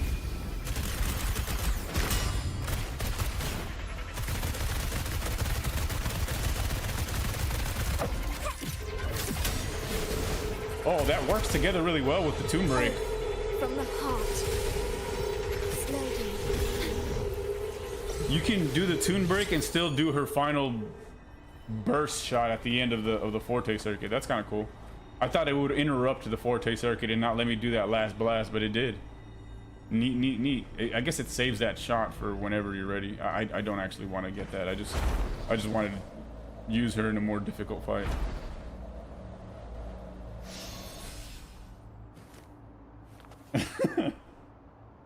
I feel like they intentionally changed the voice lines. Like whatever they are in Chinese, I don't think they're anything like what they are in English.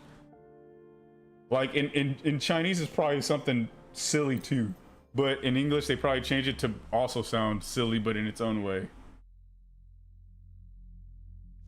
Time for some hot action.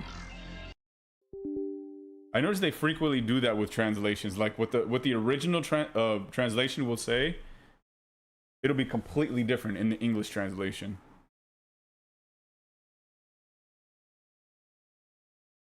Not even an attempt to try to translate it one-to-one. It was just something completely different.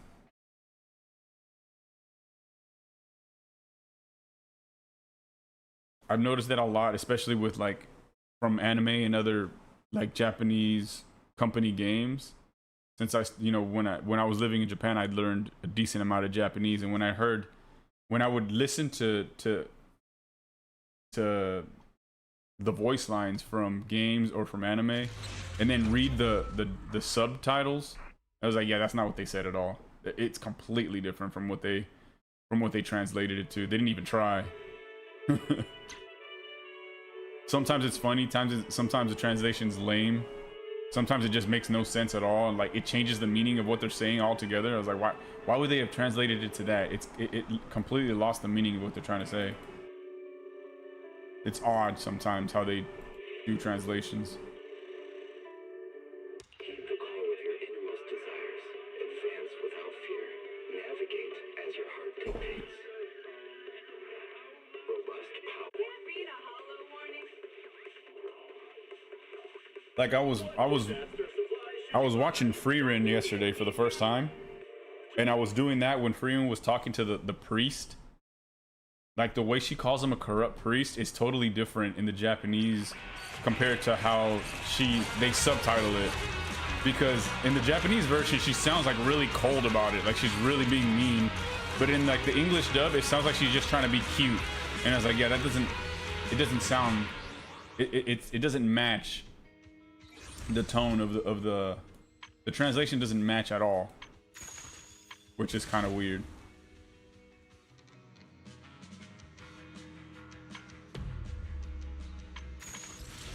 Yeah, sometimes they just do that.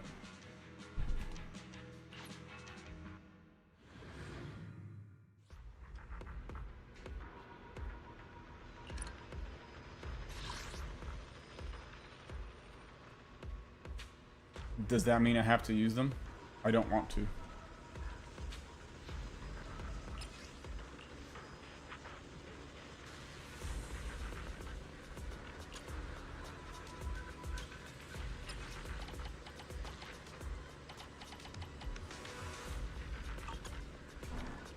Is there a purpose for this?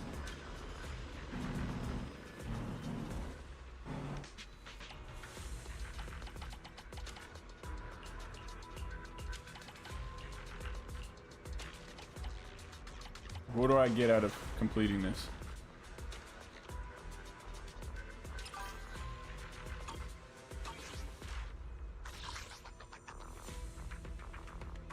Just this stuff? That doesn't seem worth it.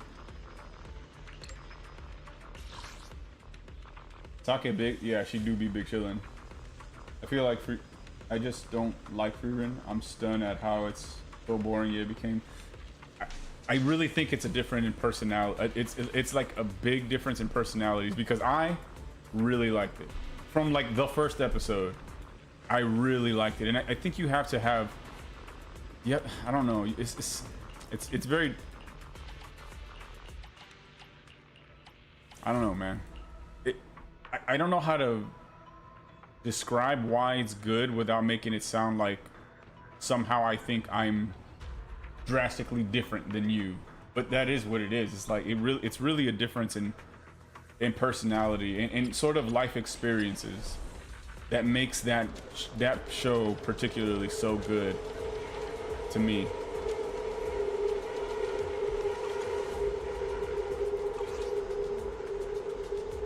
Because like I said, from the very first episode, I really liked it.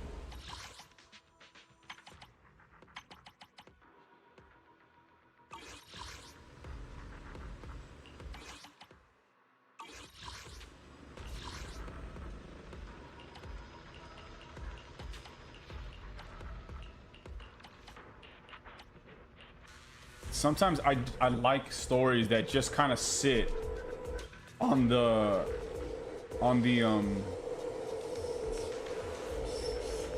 normal, average, everyday experiences of a person. And with Frieren specifically, the whole thing is that she's so old. She's just barely now thinking about the importance of all the people that she's met in the past and her regrets of things that she hadn't done in the time that they were around. And if you don't really resonate with that, and I feel it very difficult for people to not be able to resonate with that unless they just haven't lived long enough, or not even lived long enough, but had enough sort of those types of life experiences to really identify with that. And I feel like everybody will eventually. Everybody gets there, whether it's not really an age thing, it's an experiences thing. Because like every single episode that I go through, I feel that, like, damn, I feel that regret that she feels. I feel that longing for wishing they did something differently that she feels. I feel all of that all the time. And I think if I didn't have those types of experiences, I wouldn't understand it either, or I wouldn't even enjoy it. I feel like it was just way too slow or something.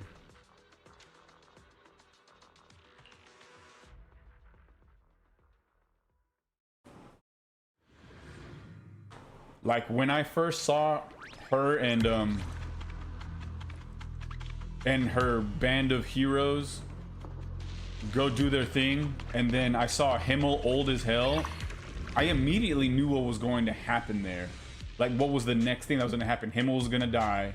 She was going to remember Himmel. She was going to have some regrets. And it was going to be a whole thing back and forth about all the things that she felt about her band members. I think I just have really close experiences to that, where I had like a bunch of people that I regret not getting closer to or not showing more love to in the past, that I haven't lost a chance to, but I'm losing those opportunities to. And it's not just that, that's just one thing out of a million. It's hard to, it'd be very difficult to fully flesh out and describe every reason why I think it's such a good show. But it really is. I really think it's a really good show. And not because of any of the action, not because of any of the drama, the simple things. It's the human experiences that really make it really good to me.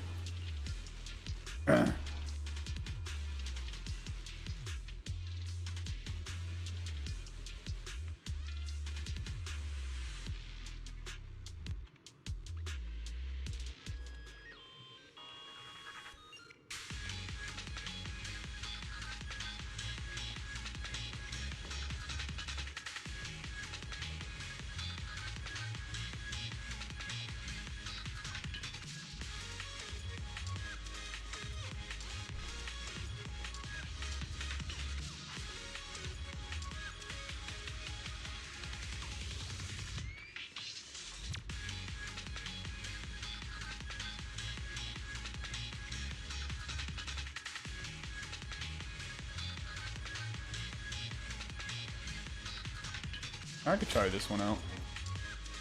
I haven't used this one yet. What are you doing?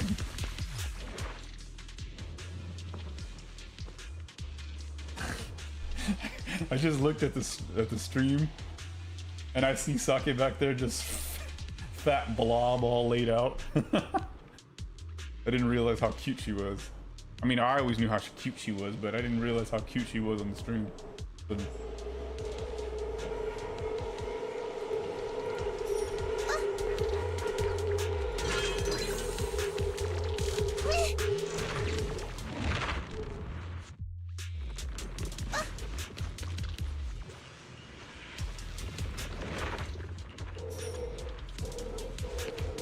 that was kind of an odd prize.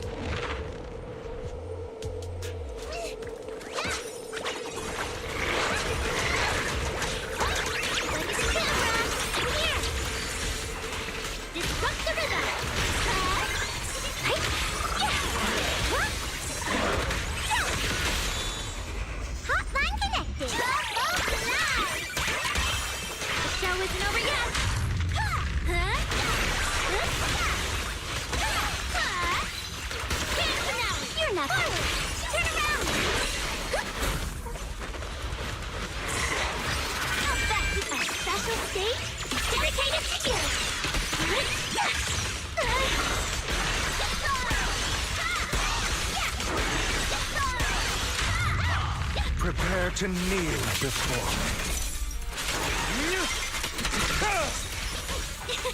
Switching steps. Yeah. Got one for complaint. Oh. Yay. Ha. Yeah. Ha. Yeah. Disrupt the rhythm. Your delusions are within reach. Ha.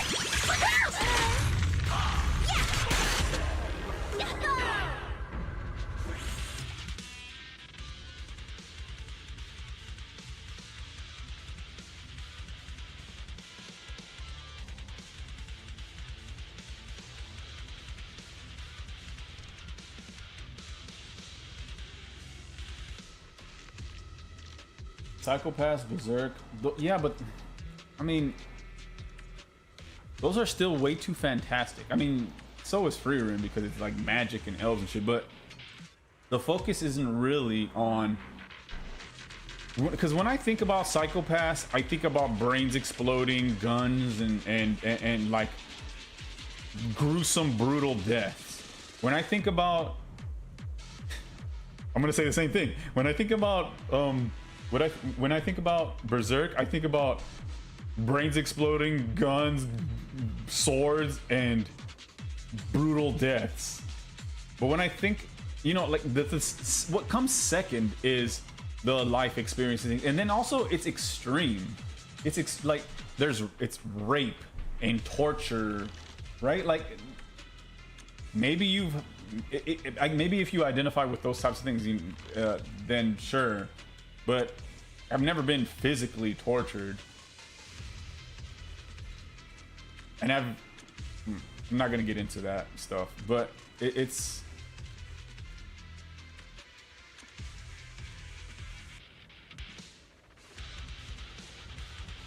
no, I think I just blocked that kind of shit out because that's different. It goes to a different level.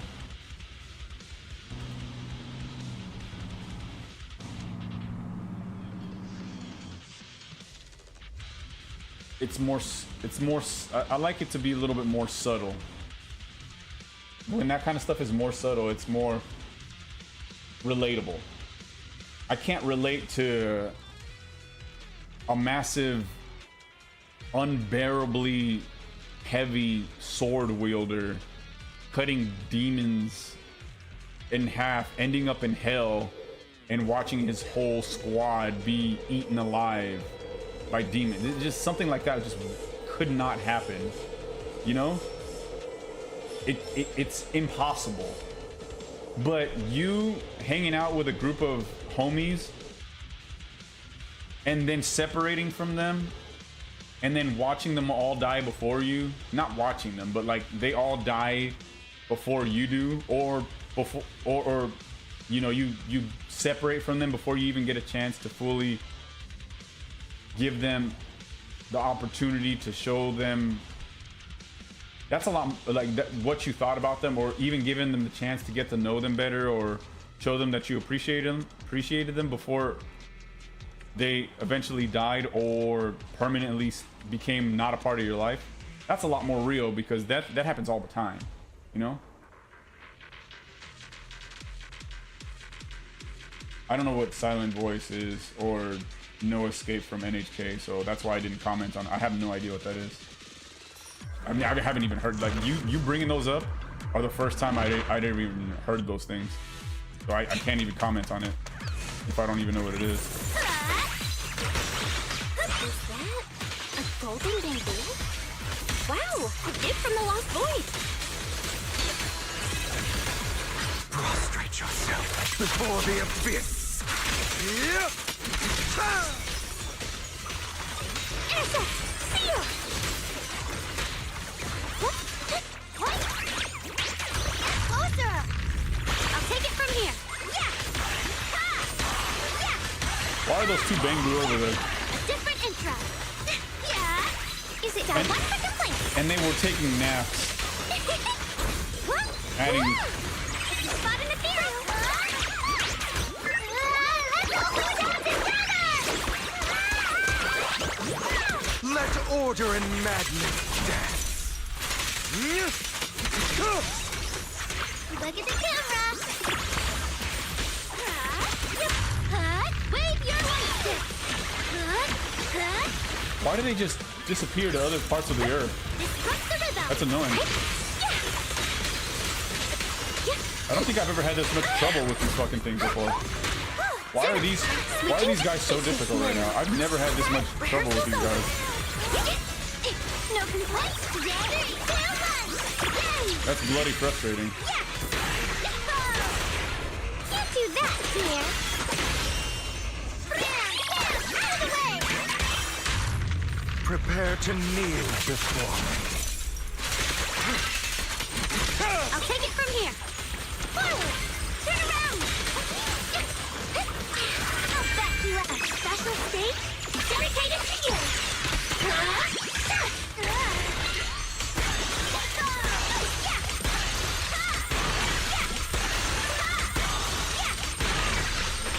You're innocent. Seal.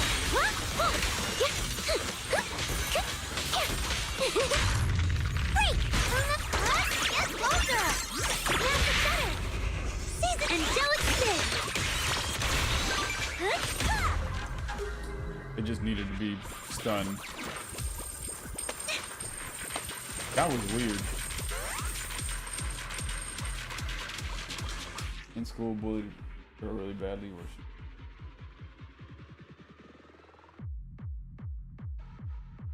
Who bullied a girl very bad.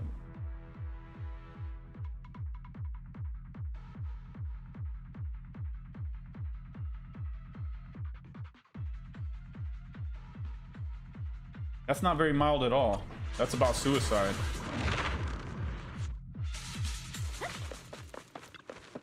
I think there's a good reason why those types of things don't affect me as much anymore. You know, like, since I don't. This is tough talking to you about this because you're an atheist, and it's very difficult to talk about to atheists about these things. But you know, since I've really developed a relationship with Jesus, things like depression, like ultimate depression, because I've already been through those kind of things, like suicidal feelings, depressive feelings, but like he took that stuff away from me, and I mentally am incapable of ever feeling feelings like that again. Like, I cannot feel full-scale depression. I cannot feel suicidal. Even though I've felt them in the past, it's like I've also even forgotten what they feel like. So I can't even understand that feeling anymore. You know, the feeling of it's like I said, I feel like I've fully forgotten what that's like. And that's why I feel it to be so real, is that there's only one thing. All my research into psychology has never done anything for me. All the medication that I've ever taken in my life has never done anything for me. All the relationships in the world, friendly, family, or romantic, have never done anything for me. All the therapy that I've ever done, never done anything. The disability that I've gained, you know, nothing I've ever done in my life has ever taken those things away from me until I developed a serious relationship with Jesus. That was the only thing that's ever changed, and that's why I believe in it so much. Is that everything that says that it says in Scripture, if X Y then Z has happened for me. You know, me in every facet of my walk with Christ has drastically changed my life in every single way. And where I used to see value in things about suicide and depression and, you know, like things that those types of stories resonated with me, they no longer do. And I'm not saying that I don't have sympathy for people that do feel like that. I wish they would, but when I bring up Jesus, most people are gonna be like, oh yeah, you Bible thumping, you know, religious zealot, and like whatever. I mean, if you want to keep ignoring the truth, then keep ignoring the truth. If you want to keep on blaming the past for you not coming to Christ, then you keep on blaming the past. But you know, that's exactly what the devil wants you to do. He had thrown all the wrenches in your machinery to make you not want to get closer to Christ, and it's working. And unfortunate for you, because it's the one thing that's gotten me out of all the that I've been in. And you know, like all the depression, all the suicidal thoughts, all that was taken away because of him. And I've been skeptical too in the past. And you know, it's sad the reasons that I always hear from people. Oh, my dad was this. My dad was religious, but did this to me, and therefore I'm not. My priest was religious, or you know, and he did this to me or somebody that I knew, and therefore I'm atheist.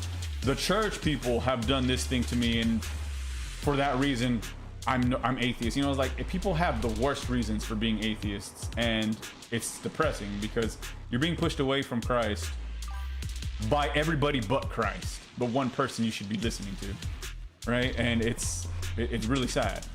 But because of that thing, stuff like, you know, the suicidal stuff, I can no longer identify or resonate with that, and which is why I think, you know, Free Ren kind of show makes so much more sense to me, because it's grounded in problems that you will have, that you will still maintain whether you're an atheist or not. You know, like you will always have the struggles of, I don't know, I can't even describe it to you.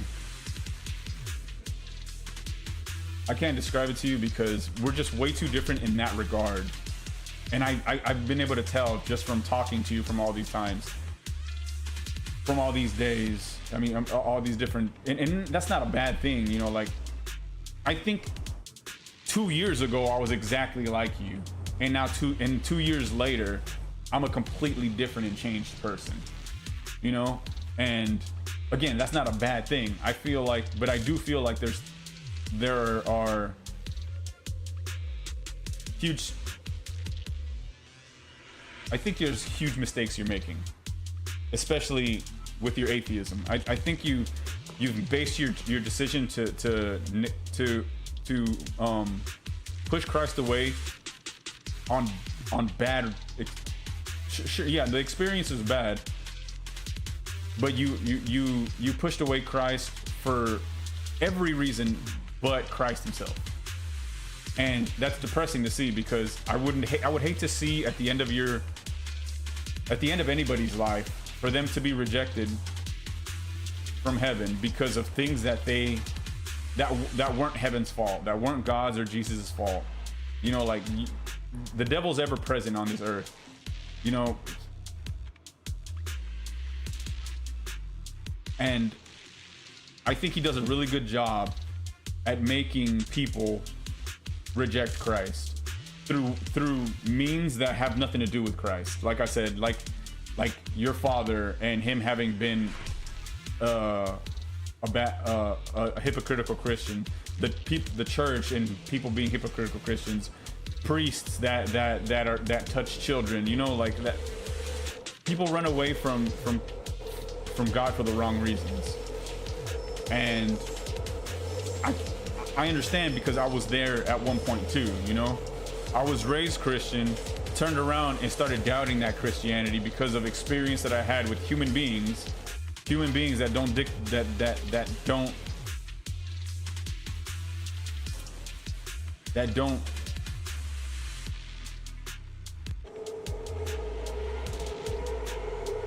that have nothing to do with what it means to be Christian. who in themselves need help too.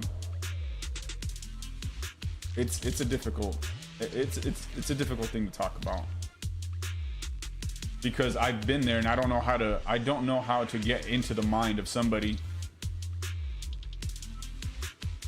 who refuses to look in that direction, because I was a person that refused to look in that direction at one point also. And it comes through, and I think it's the seed has to be planted, because you know those seeds were planted in my mind before by Christians that wanted to talk to me, and I just didn't want to have anything to do with it. But it comes a point in your life where like you just have that breakdown on your knees and cry out to something moment, that you have that experience with him. And everybody has to have that experience for themselves. But somebody has to plant, I mean, not somebody has to, but a seed has to be planted at one point or another anyway. And that's why I try to make a point to talk about it with people, but there's nothing that I'm going to be able to say to make that happen myself, really, for the majority of people.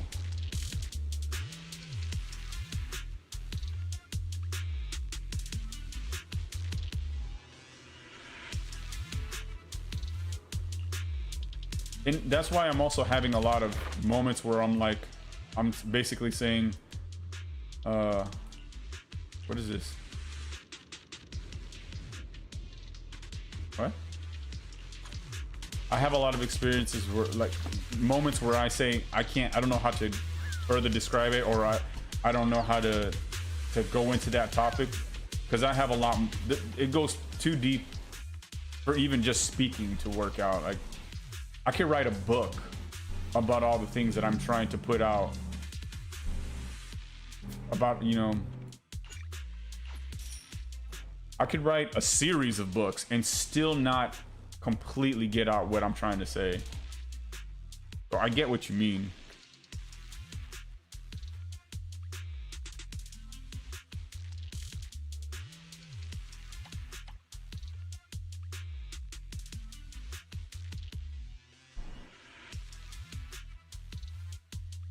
Is that, I don't think this is good.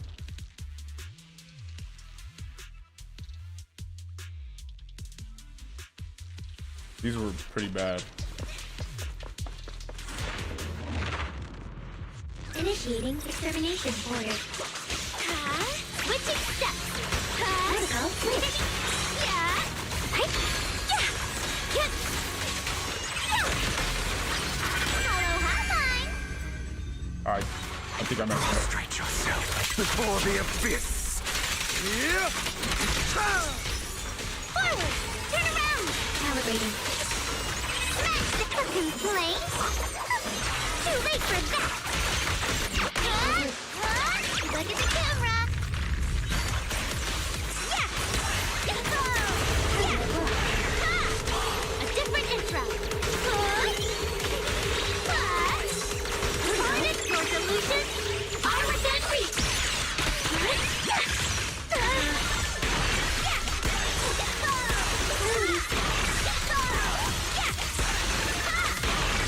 Let order and madness dance. The show isn't over yet. Yeah. Got one for complaint. Spotted ethereal. Right? Yeah. Protocol switch. Protocol unlocked.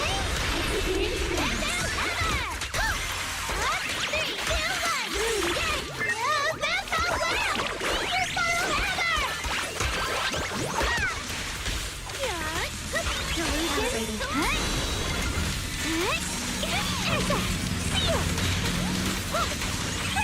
Prepare to kneel before me. Hello? This is the end for you! Got one for the plate! Get closer! I'll take it from here! Yahoo! Ha! Yeah! Yahoo! Switching steps! Hey! Yeah! Calibrating. Why does this feel exceptionally difficult today?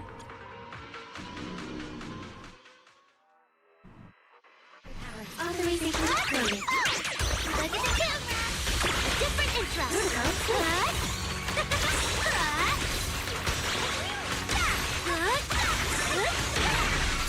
Let order and madness dance.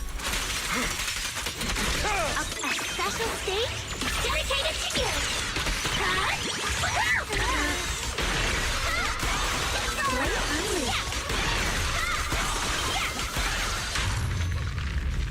Trajectory determined. Intercept! Seal! Great! Hello? This is the end for you! Yep! Turn around! Let's all go down together! 3 power lock transloaded.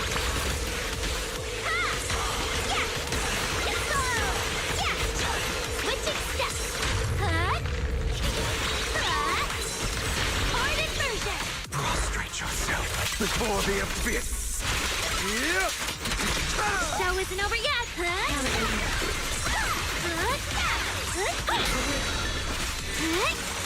Got one for complaint!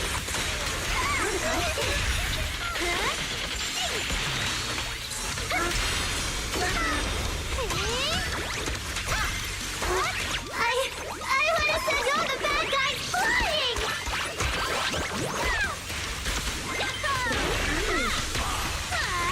Demon Ultimate!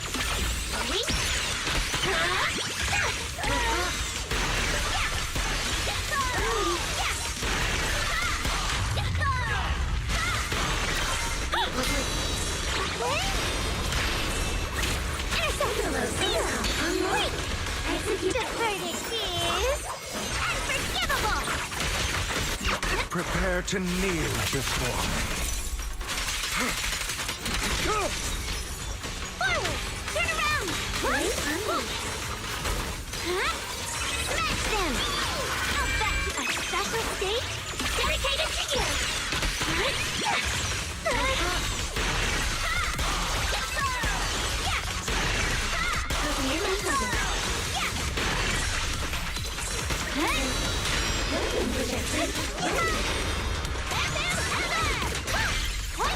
Look at the camera! I'll take it from here!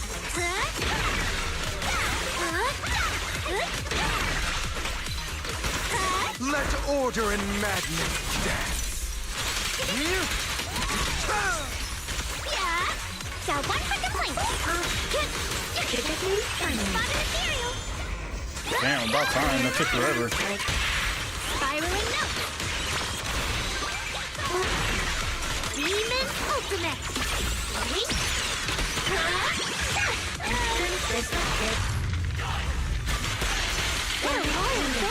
Calibration failed.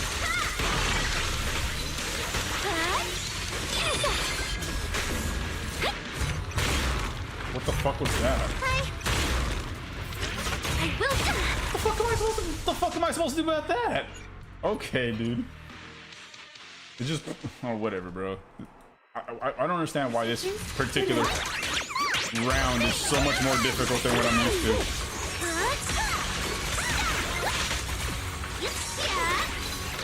Hard inversion! Prostrate yourself before the abyss. Yep. A different intro!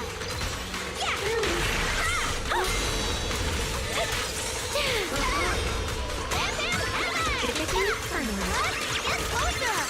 Where's the shutter?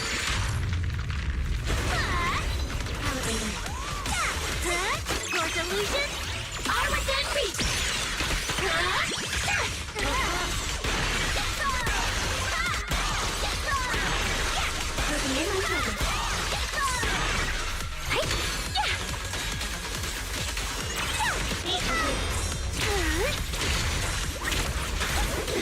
Easy peasy, right?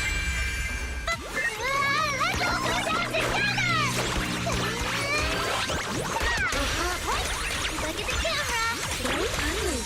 Let order and madness dance. The show isn't over yet! What's the rhythm? Turn around! Smash them! Hello? This is the end for you! Got one for complaint! Blade unleashed. I want to send all the bad guys flying! Smells like beef.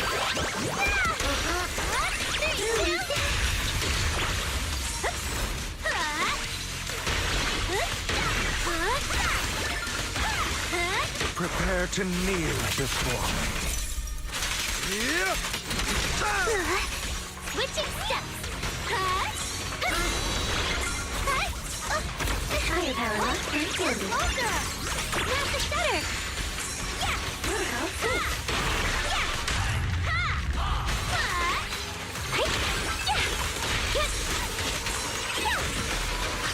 Premium, a special stage dedicated to you!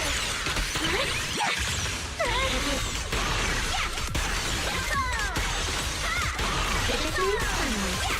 Demon Ultimate! Ready?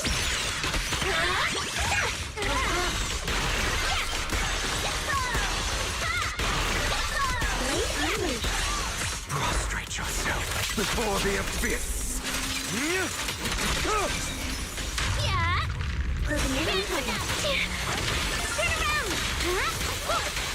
Smash them! Intercept! Seal! Look at the camera! Here! I'll take it from here! Protocol switch.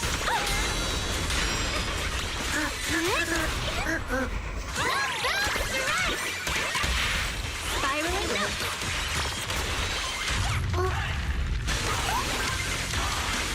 Let order and madness dance. I can feel the heat! Operating at critical A special state I might have messed up with that.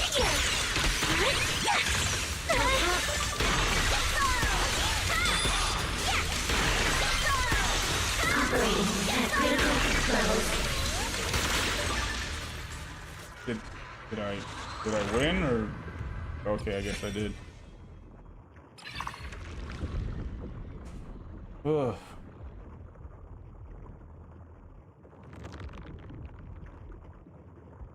I'll try this one.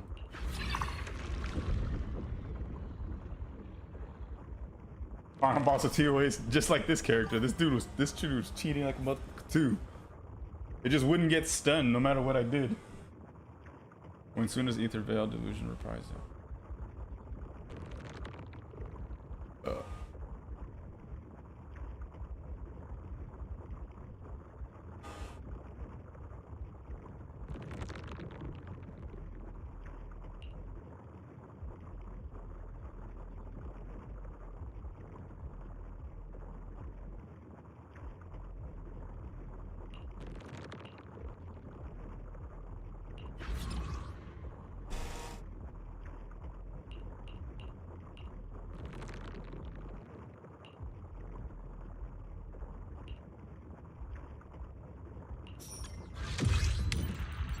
Yeah, that was rough. That was rough. Tower of Apostles.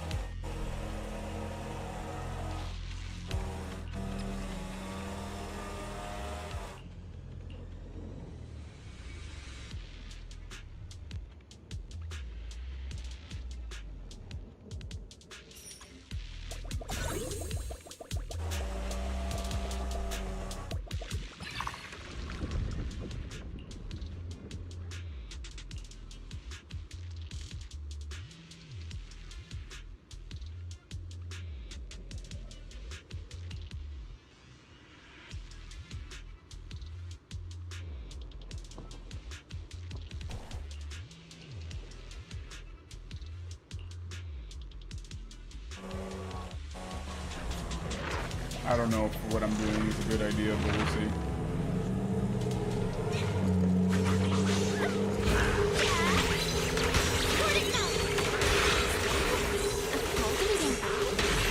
Wow, a gift from the Lost Boy.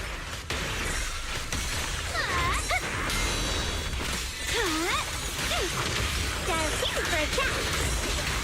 Spot in the field. Prepare to kneel before me. is unforgivable! Forward! Turn around! Smash them! Hollow hotline! That's how well! Your follow hammer!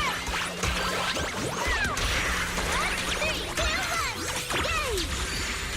Yeah! Ha! Yeah! Disrupt the rhythm! Cut! Your delusions are within reach! Cut!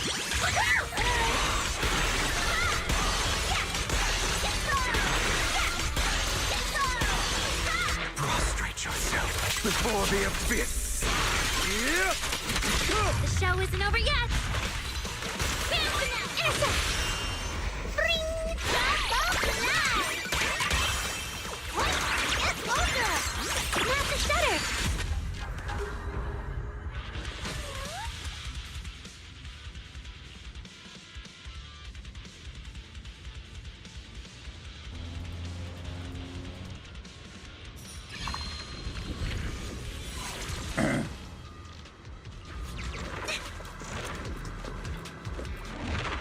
I just choked on nothing.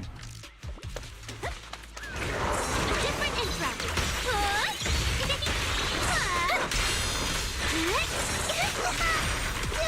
Just in time. You can't do that. Dive in for a chat. Spot an ethereal. Surround. I'll take it from you. A special stage dedicated to you.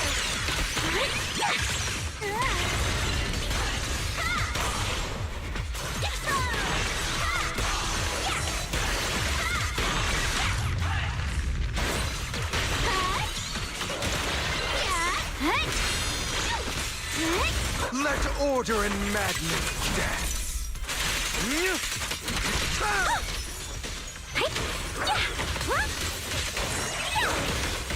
Look at the camera! Here! Let's all go down together!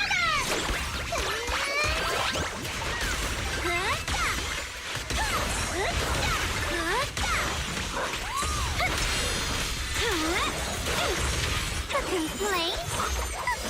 Too late for that! Turn around! Smash them!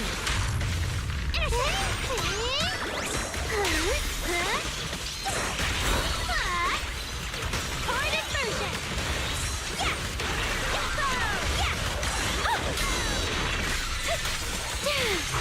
Dive in for a chat! Prepare to kneel before me.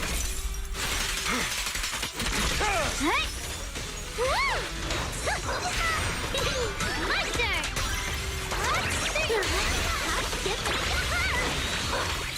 Demon Ultimate!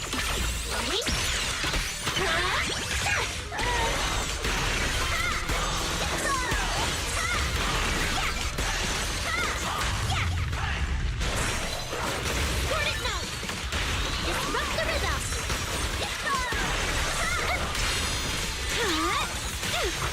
Turn around! Premium support! Oops. A special stage dedicated to you!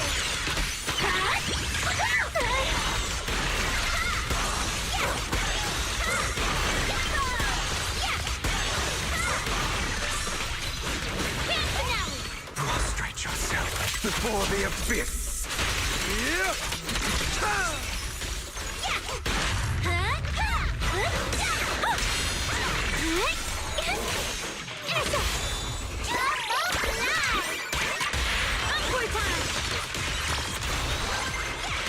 Your delusions are within reach!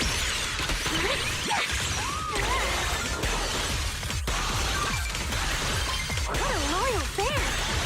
Let order and madness dance. Switching steps!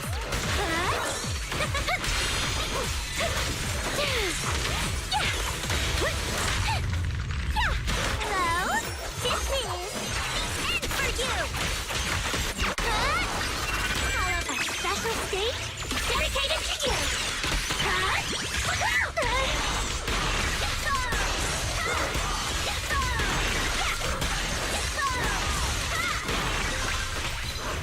Coordinate!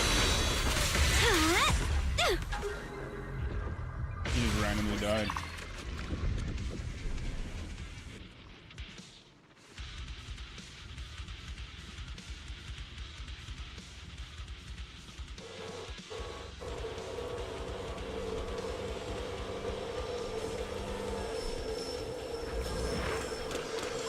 That looks useful.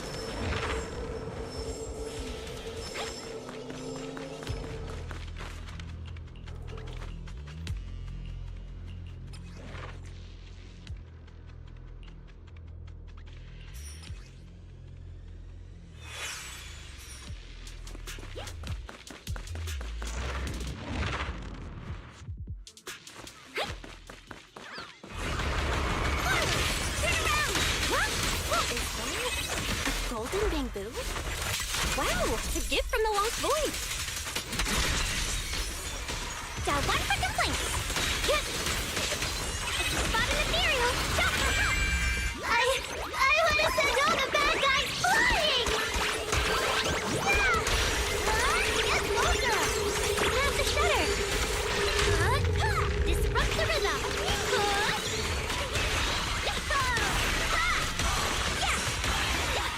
Demon Ultimate! Wait!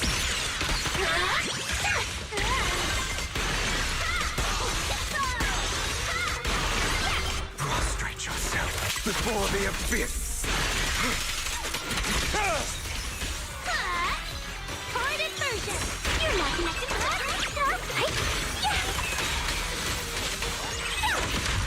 Forward! Turn around!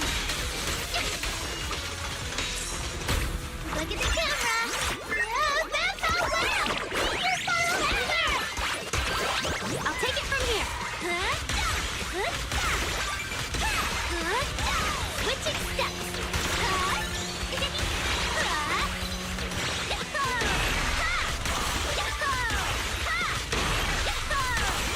Let order and madness dance. Use the intersect. Seal. Premiums, your delusions are within reach.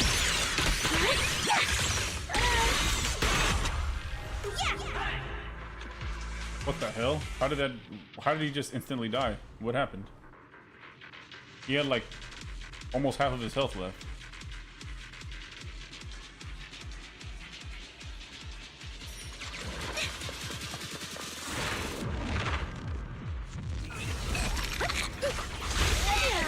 Switching steps.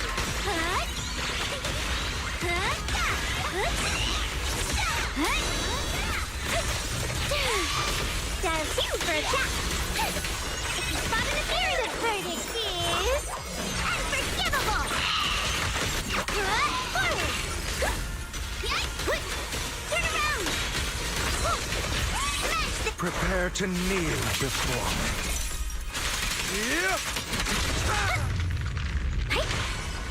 I'll back you up. A special stage dedicated to you.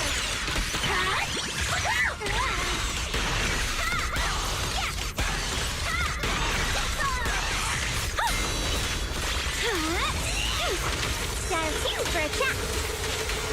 Spot an ethereal forward. Let's all go down together. 1, 3, 2, 1. Yay!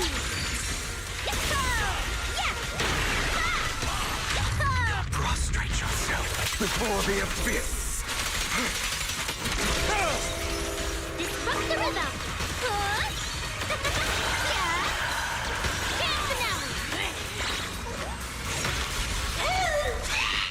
Oh, okay. I love one-shots. Super fun and interactive. Grab the shutter. Your delusions are within reach.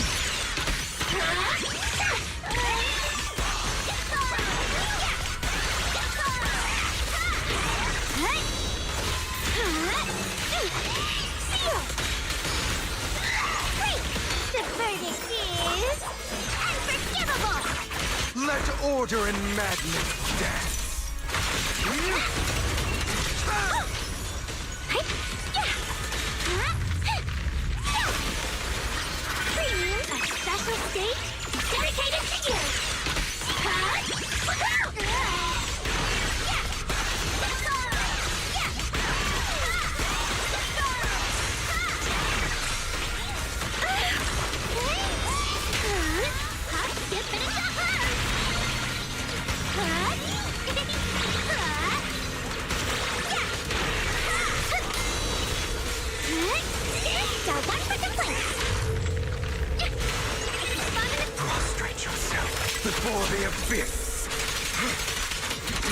Hey!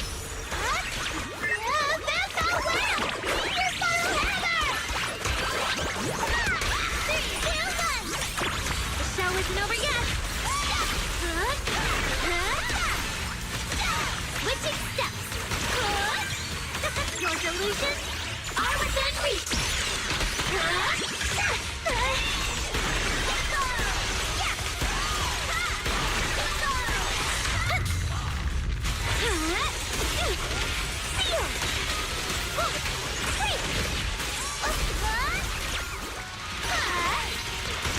Prepare to kneel before me. Leave this verse to me! A different intro!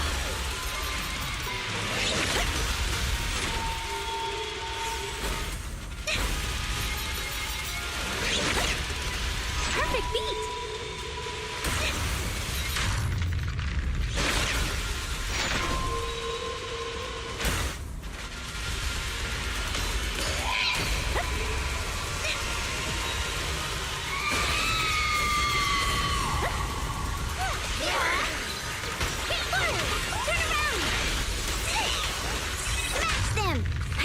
Let order and madness dance.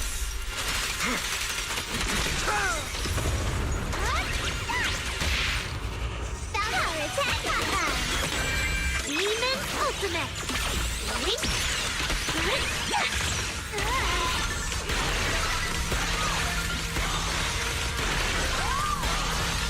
Your delusions are within reach!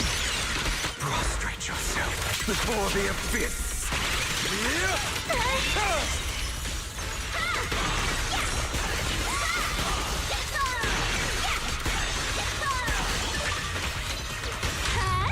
Intercept! Seal! Wait! Complaint? Too late for that! I'll back you up! Demon Ultimate!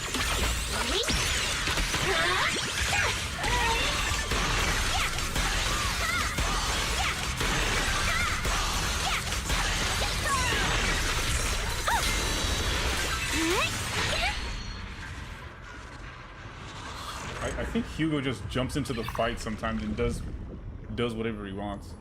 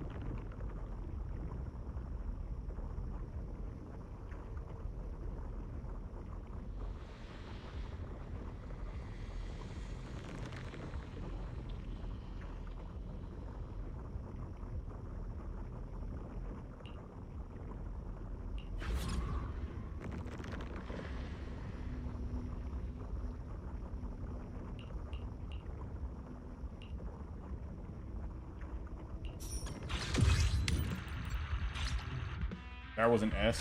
I didn't feel like it. I felt like I got my ass kicked almost.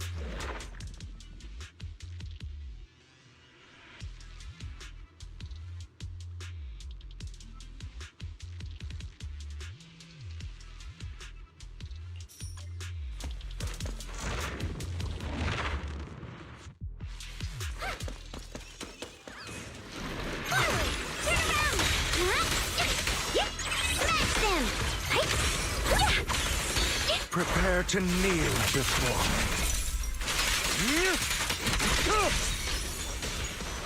Premiums, a special stage dedicated to you.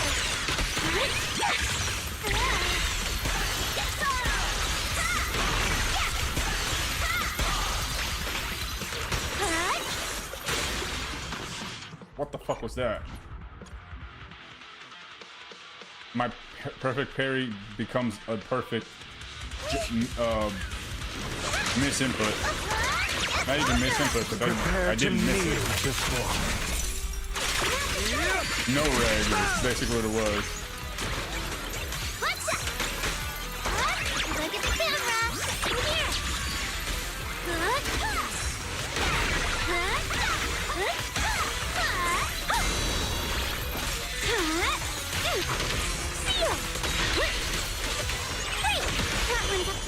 That one's up to me. Bounced right. I want to send all the bad guys flying. Let order and madness dance. Point, 3, 2, 1. Yay! Yes! Let's go! Ha! Your delusions are within reach. Ha!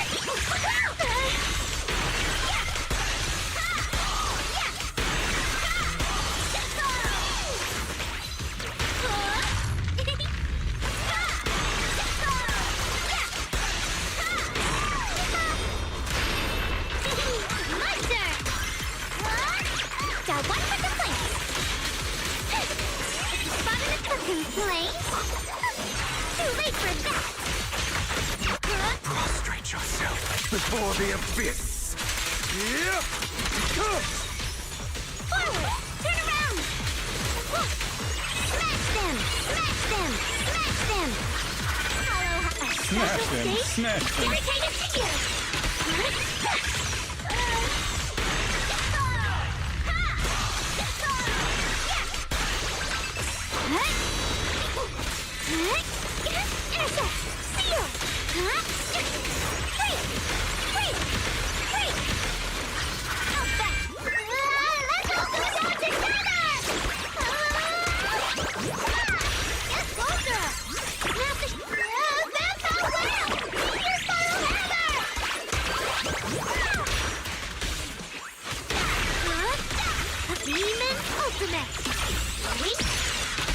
Prepare to kneel before me.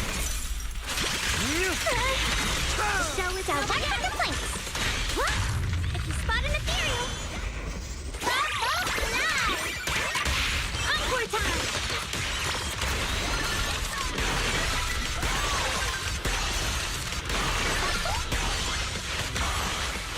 Let order and madness dance. A different intro.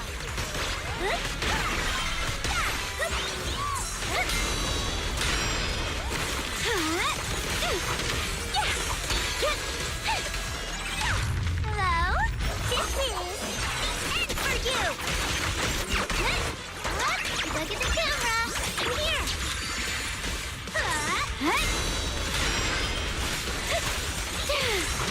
Turn around. Smash them. Smash them. Smash them. How fast is your delusion? Are within reach. Prostrate yourself before the abyss.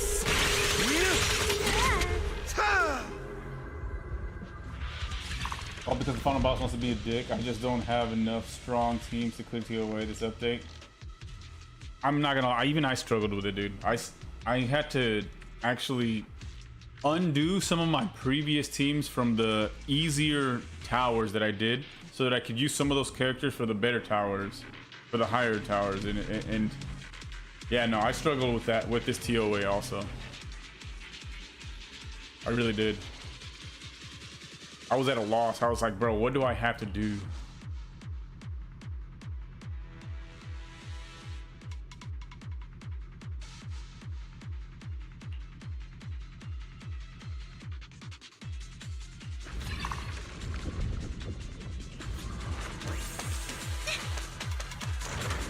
Bruh.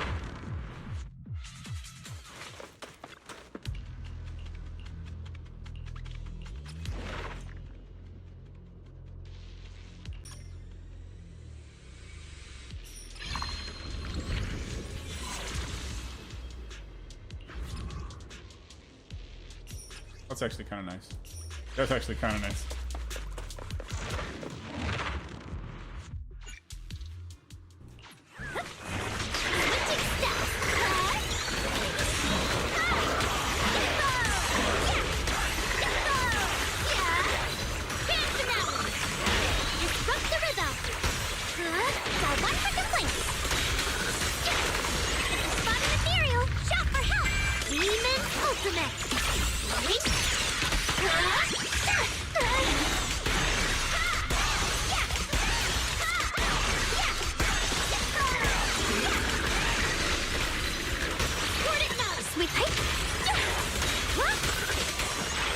Prepare to kneel before me.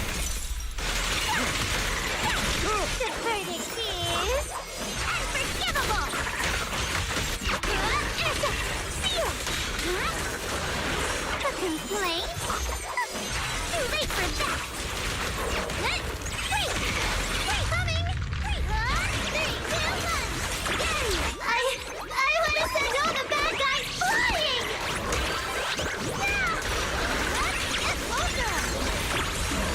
We're not at the handshake stage yet. Wave your light stick.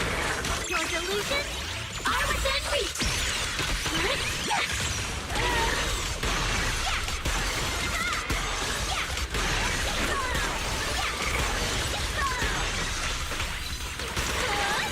Let order and madness dance. Oh, my Calcharo actually completed 3 stages on this. Really, Calcharo did, huh? Maybe I really need to go ahead and investigate. The thing is, like, because his ultimate requires you to be non-stop attacking without interruption. That's the only thing. But I guess that's not bad in some of the towers because some of those enemies really do get stun locked. But against bosses, Calcharo can have a hard time, I think, right? But I do like Calcharo. I'm gonna have to build him. Go ahead and continue building him up and see what I can do with him. Maybe I might have underestimated him.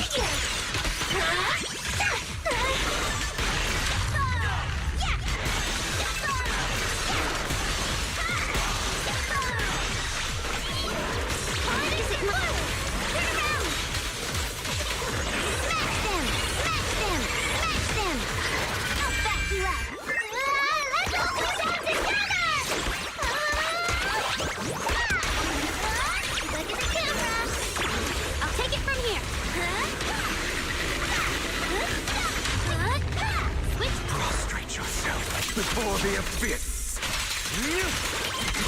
Demon Ultimate.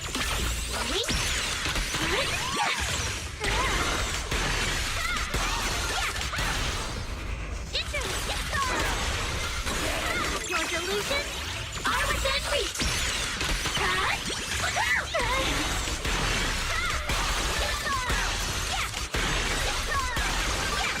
Prepare to kneel before me.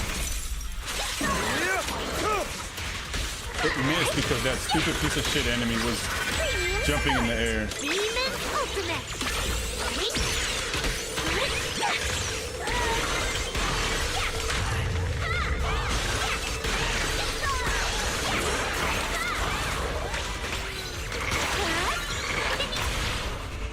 You're up. Nice journey. Follow half of your delusions are within reach.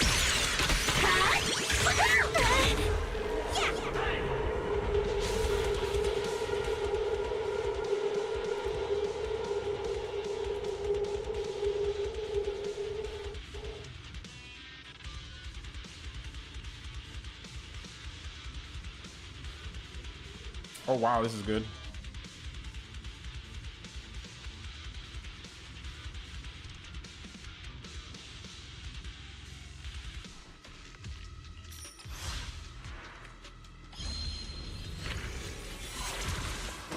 That's gonna be really good too.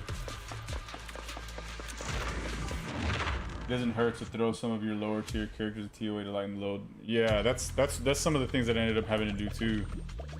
Like, 'cause when I first started, obviously I had only, you know, a very small roster of characters, so I had to use my better characters for the lower tiers. But in the last couple of TOAs, I've been realizing I could take some of those higher tier characters out and put some of the newer, weaker but still viable characters into the lower towers, and still get good, you know, still be able to clear. You know, I've since been able to fully upgrade characters like Sanhua, like Bullying and all that other stuff, and now I'll be able to use Shisha again soon, which is nice. Oh damn it, I'm out of coins, bro. Watch out.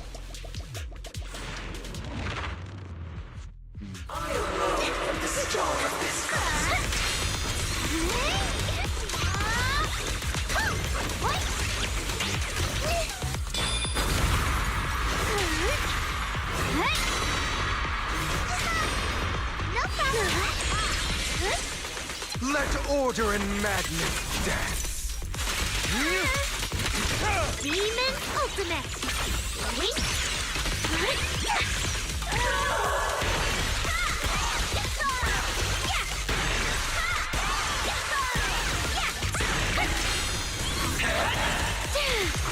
Dive you for a check.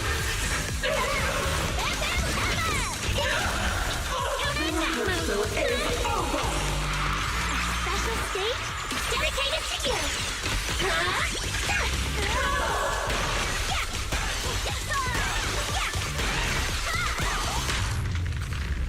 Prostrate yourself before the abyss.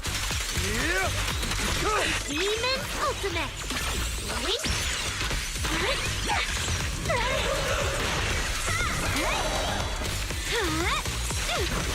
Seal. Great. Hello. This is the end for you.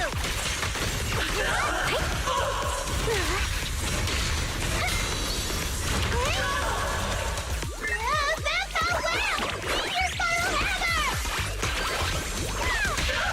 You do that, dear. Your delusions are within reach.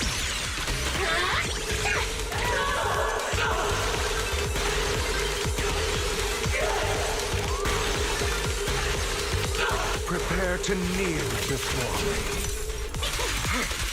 I can do a Demon Ultimate.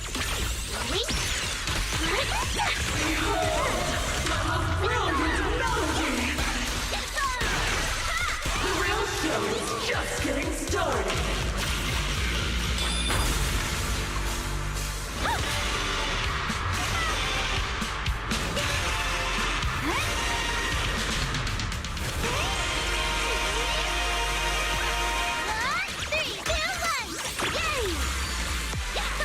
Your delusions are within reach.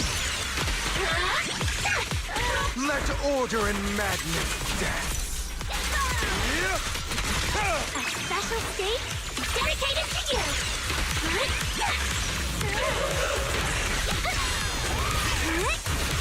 Dive you for a chat.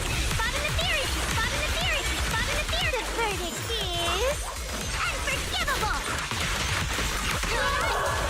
Seal.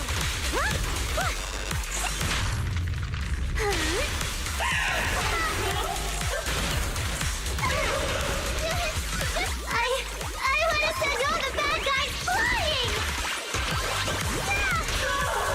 Get closer! You have to shudder!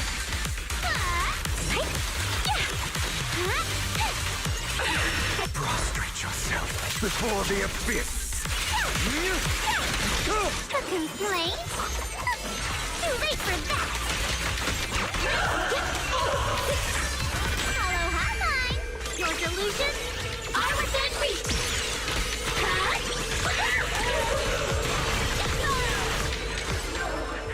She just explodes. Like, I don't know what it is, but a lot of these bosses would just explode suddenly. I think it has something to do with Hugo. I don't know how Hugo works exactly, but when they're like near the end of their health, they just explode. Which is, it's great for me, but I don't know what the reasoning is behind it. Anyways.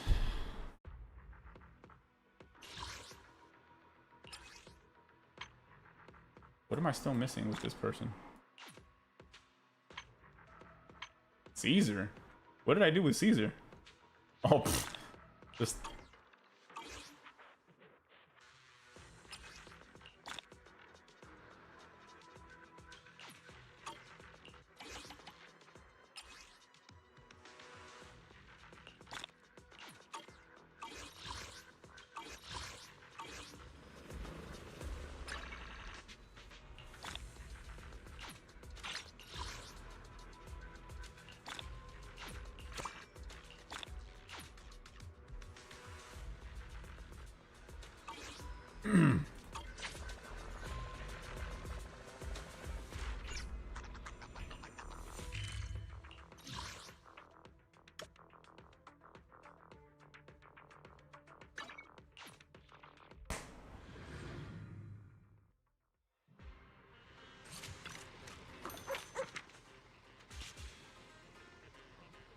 Until the next story stuff comes out. Oh, you know what? I just realized I still have all of Lahai Roy to do exploration on.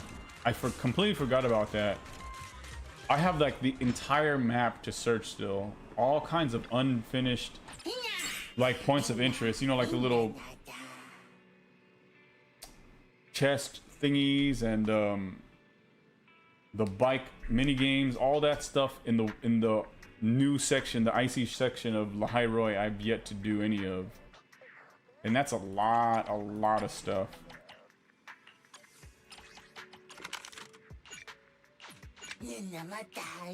That is a whole lot of stuff. A whole lot of polychromes to collect for free. I completely forgot about that. Hey, what are you doing here, Soldier 11? You're in my way, stranger. Stranger? Have you already forgotten the Crimson Chili? Sorry. I've only heard of the Crimson Darkness. You're doing this on purpose. Don't pretend you don't know me. Fine. I actually recognized you straight away, Crimson Gloom. Wait, what's my actual name again? I don't concern myself with such small matters. Did you come here to improve your combat skills too? Of course not. You want to improve combat skills at the arcade? My captain always says playing video games is one way to improve combat skills. You see, they train one's concentration, endurance, and ability to fast for long periods. It is a low-cost, high-reward training method compared to existing Most gamers I know methods. are fat asses that eat while they play. Huh. I actually buy that. Yes, I also think it's a reasonable statement. However, based on my observations at the arcade, it seems like the negative side effects outweigh any of those aforementioned benefits. If you send a video game player onto a real battlefield, they'd likely last no long. That's true. They're fatties.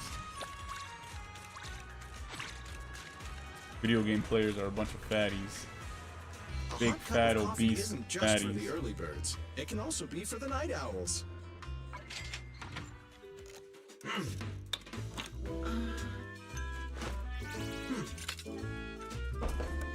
Haven't actually watched this animation play out in a long time. Forgot he laughed like that. Whenever you feel lost, you can always That's come funny. back here for a cup of coffee. Silly goose.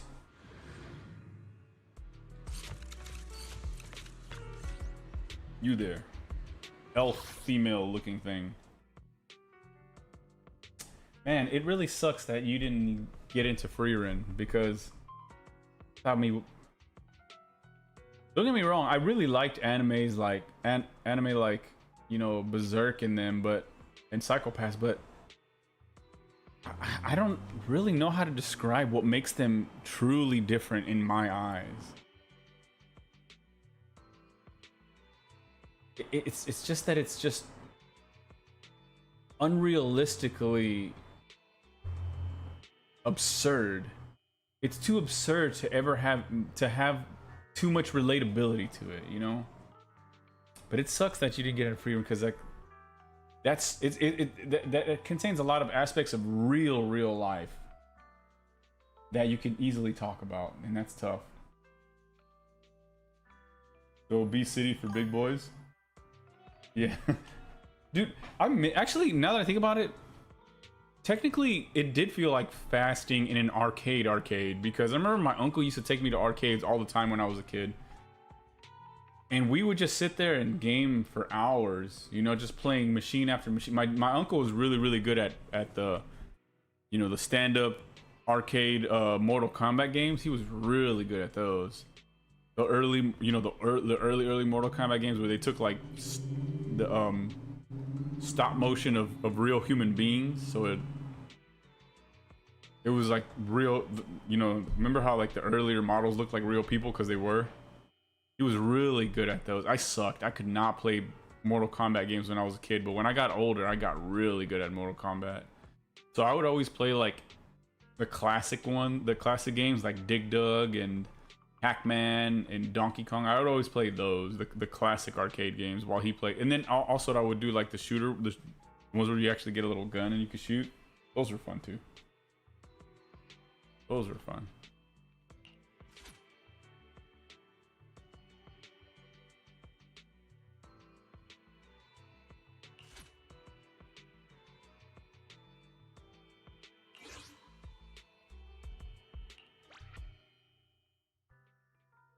I miss those days, but my uncle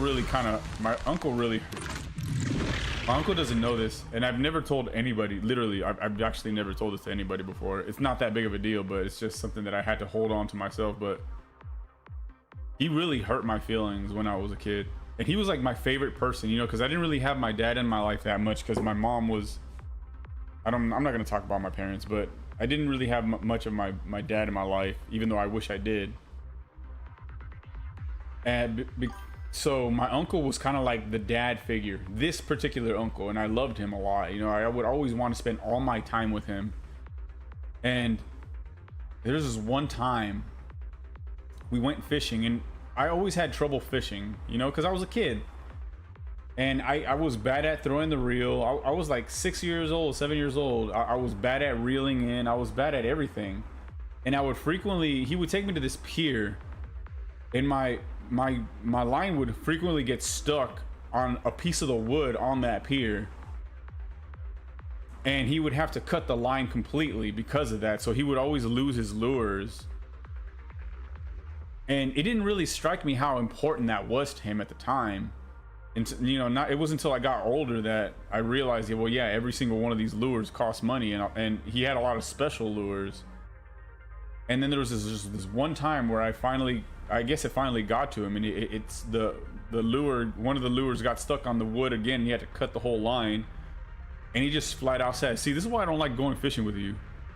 And it was like being rejected by the only person that I ever found to be, I don't know, like a dad figure to me, right? And it felt like he just rejected me right there in that moment, saying that this is why I hate going fishing with you. And I never brought that up to him from that day on, and I also never really looked at him the same ever again either.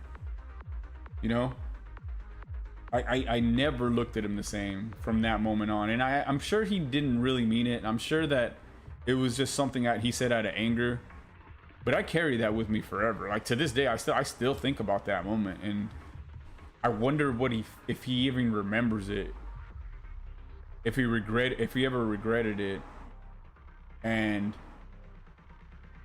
if I'm the only one that thinks about it like that, you know?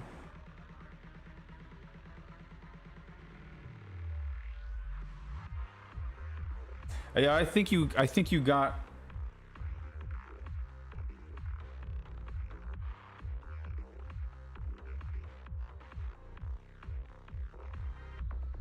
It wasn't even about the fishing. It was just spending time with him. You know, like he was my dad in my eyes, and he told me it could have been anything else. This is why I don't like going playing football with you. This is why I don't like playing. This is why I don't like fishing with you. This is why I don't like playing video. It didn't matter the activity. It was what he said, that he hated doing things with me. That's what got me really badly, especially in the time of my life where I really feel like I needed that kind of person in my life. And also, I think you might I get what you're saying about Freeman, but I feel like that's kind of, I think that's a misconception about her, is that she has that cold attitude, but I don't think it's real, because there are several points in that anime where she starts to cry, remembering certain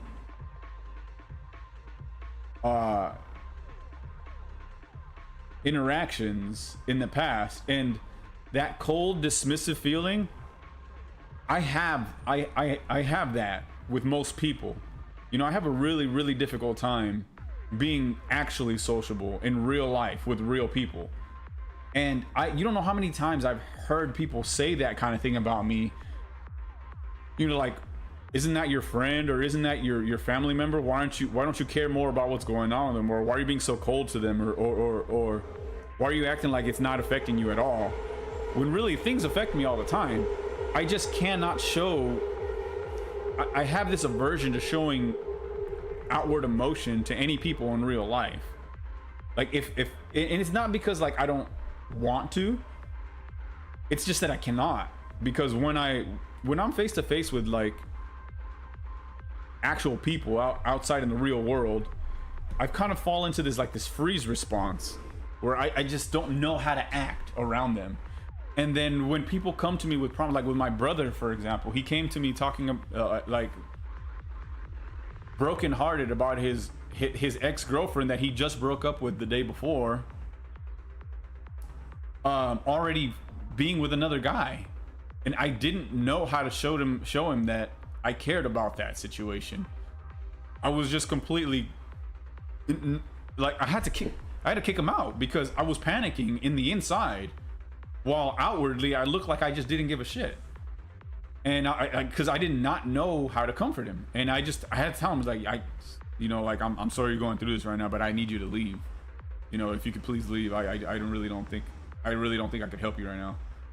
And I know how cold and just cruel that must have seemed to him. And he doesn't talk to me very much. You know, he doesn't message me as much as he used to. He doesn't ask to come over anymore. He doesn't do anything that has to do with me. And I still don't know how to reach out to him, because outwardly I just seem so cold and distant to him. But in the inside, I feel it all. And I lament the fact that he felt so bad and that I didn't know what to do about it. And I think that's why that's also like the misconceptions people might have with Freerin, is that because often you'll see her fall down on her knees and break into tears about moments that she did not know how to express her emotions in. And I think that maybe that's why I like it so much, is because I get that exact feeling of wishing that you could have done more, but you didn't really know how to do it at the time, because who you are as a person just doesn't allow for that, you know? I think that's maybe why some people may like it and some others might not. And I don't know what it is about me that I feel like I cannot relate with people on a personal level when it comes to face-to-face interactions. You know, people know more about me here on streams and online than real people in real life. Because I think if you met me in real life, I'd be a completely different person. But maybe not as much to somebody like you, because you now know me to a certain degree because of these streams. But people in real life, like, I can spend ages around a person, but because I can see their actual faces, I don't know how to actually be a person around them. I spend the majority of my time listening and observing, never saying much of anything. And when it comes time, like if somebody directly asks me a question or brings a concern to me, I'm pretty dismissive about it. Not because I don't want to engage with the conversation, but I just really do not know how to, despite how hard I want to, or how hard I'd like to try, you know?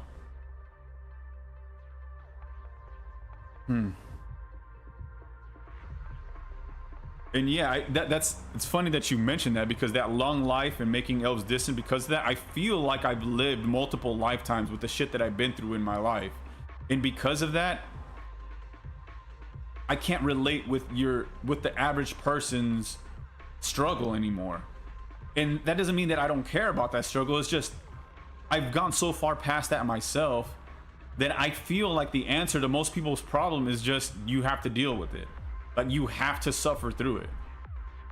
There's no other choice. You have no other choice but to suffer through it. And there's nothing, because like for the example with my little brother, having broken up with his girlfriend and him feeling the pain of her, seeing her move on with somebody else. Like, I've been through that over a dozen times already. Like, it's shameful, but I've been with so many women, and I've seen those women move on to other men, and I felt that heartbreak so many times that each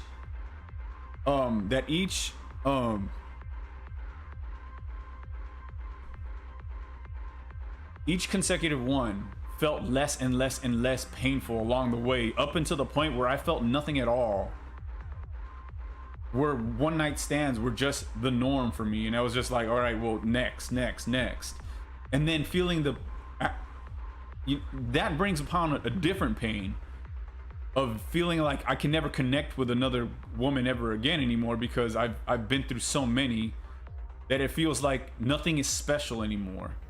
I only do it for the thrill of the moment, and no longer for any long-term feelings of comfort. But even that passes, and then you start to lament the times that you did have good experiences and good relationships, and I start remembering those times. So it's like I've gone past the initial pain of having real relationships, and then even past the pain of having casual relationships, back into like this loop of lamenting the pain of having those regular relationships, because I miss that and wish I can go back to that moment. And it's a very, very strange.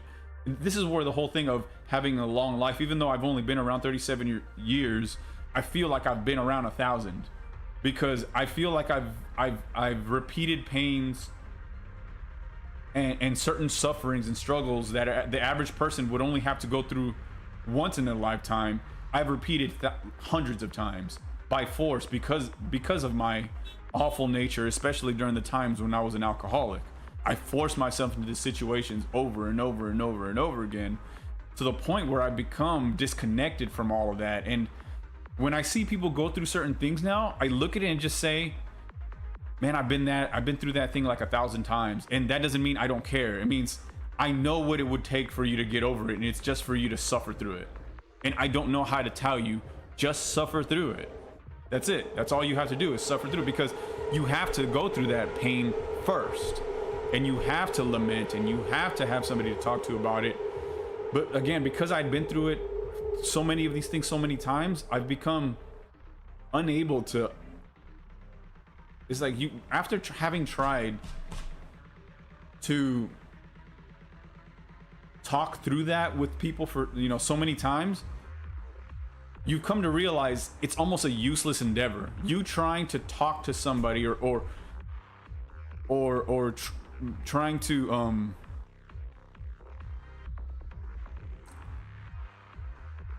take away their pain is useless, because it's not going to work.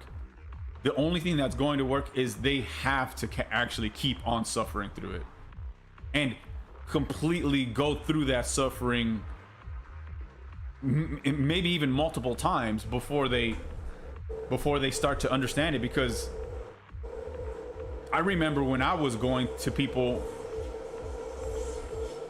with my pains, no matter what they told me, it didn't help me. I just had to keep going through it over and over again, until I just figured out, oh, okay, this is just the way this thing goes. This is how I'm going to prevent it in the future. And I guess you finally come to terms with those past experiences. But the thing is, I know that sometimes people just need somebody just to listen to them. Sometimes that's enough. But I don't even know how to do that part anymore either. Like the listening part, maybe that triggers something inside of me that actually reignites those experiences in me, which is why I panic when I start to listen to people talk about those things, and I like push them away. Maybe I think I have it all together, but I really don't, and I'm just suppressed all those things. And and this is weird, because we're talking about an anime, but I'm also talking about real life, and that's what I see in Frieren, is the unwillingness to interact with certain painful pasts because of what it might bring back up. I don't know. I do know, but it's too difficult to just talk to tell you. Like I said, I can put all these things into a series of like 100 books and still not have completely put out in writing, in words, what's going on in my head all the time. And this is why I'm also never sleeping, is because I never stop thinking. No matter what I'm doing, I'm always thinking about everything I'm always thinking, nonstop, constantly.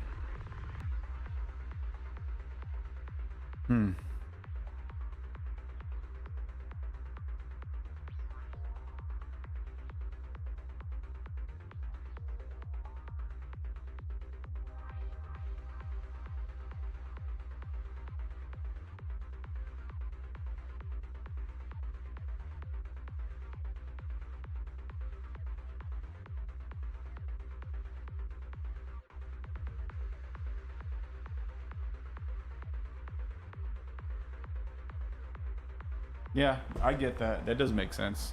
It does make sense, but I still have that longing to make a real connection with people, because yeah, I've also become that, not a villain. Like I don't think anybody sees me as a villain. They just see me as somebody that's not there, you know, kind of like a ghost of myself. Like I know my mom's even straight up just said that, like, she feels like I'm an empty shell of myself, and it's just not true. Like I have this appearance of being very cold and distant to people, and it's not because there's nothing there anymore. It's just that what's there can't be shown. I have no capability. I cannot be emotional or animated around people anymore in the way that I used to be. And the thing is, I don't even know what I used to be like, because the last time I was ever really myself was when I was a kid, and when I was a kid I was just severely bullied all the time. And then, you know, as soon as I turned 17, like from 17 all the way to like 30, about 30 years old, exactly, maybe 31, no, maybe like 32 years old. From 17 all the way to 32, I was perpetually drunk. So I had no idea who the fuck I was, because I was just always a drunk. I was always a drunk guy. If I wasn't working and completely tuned out of the world, I was drunk. So for the first time in my entire life, I'm completely sober and myself, but I don't know who that is, you know, because I mean, I do, but I don't. I know who I am with myself, to myself. And, you know,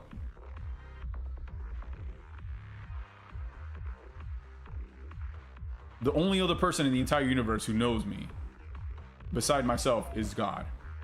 And then everybody else, I just seem like an empty husk of a person, and that's only because I'm not like them, being completely expressive and totally open about all my feelings, just spilling out.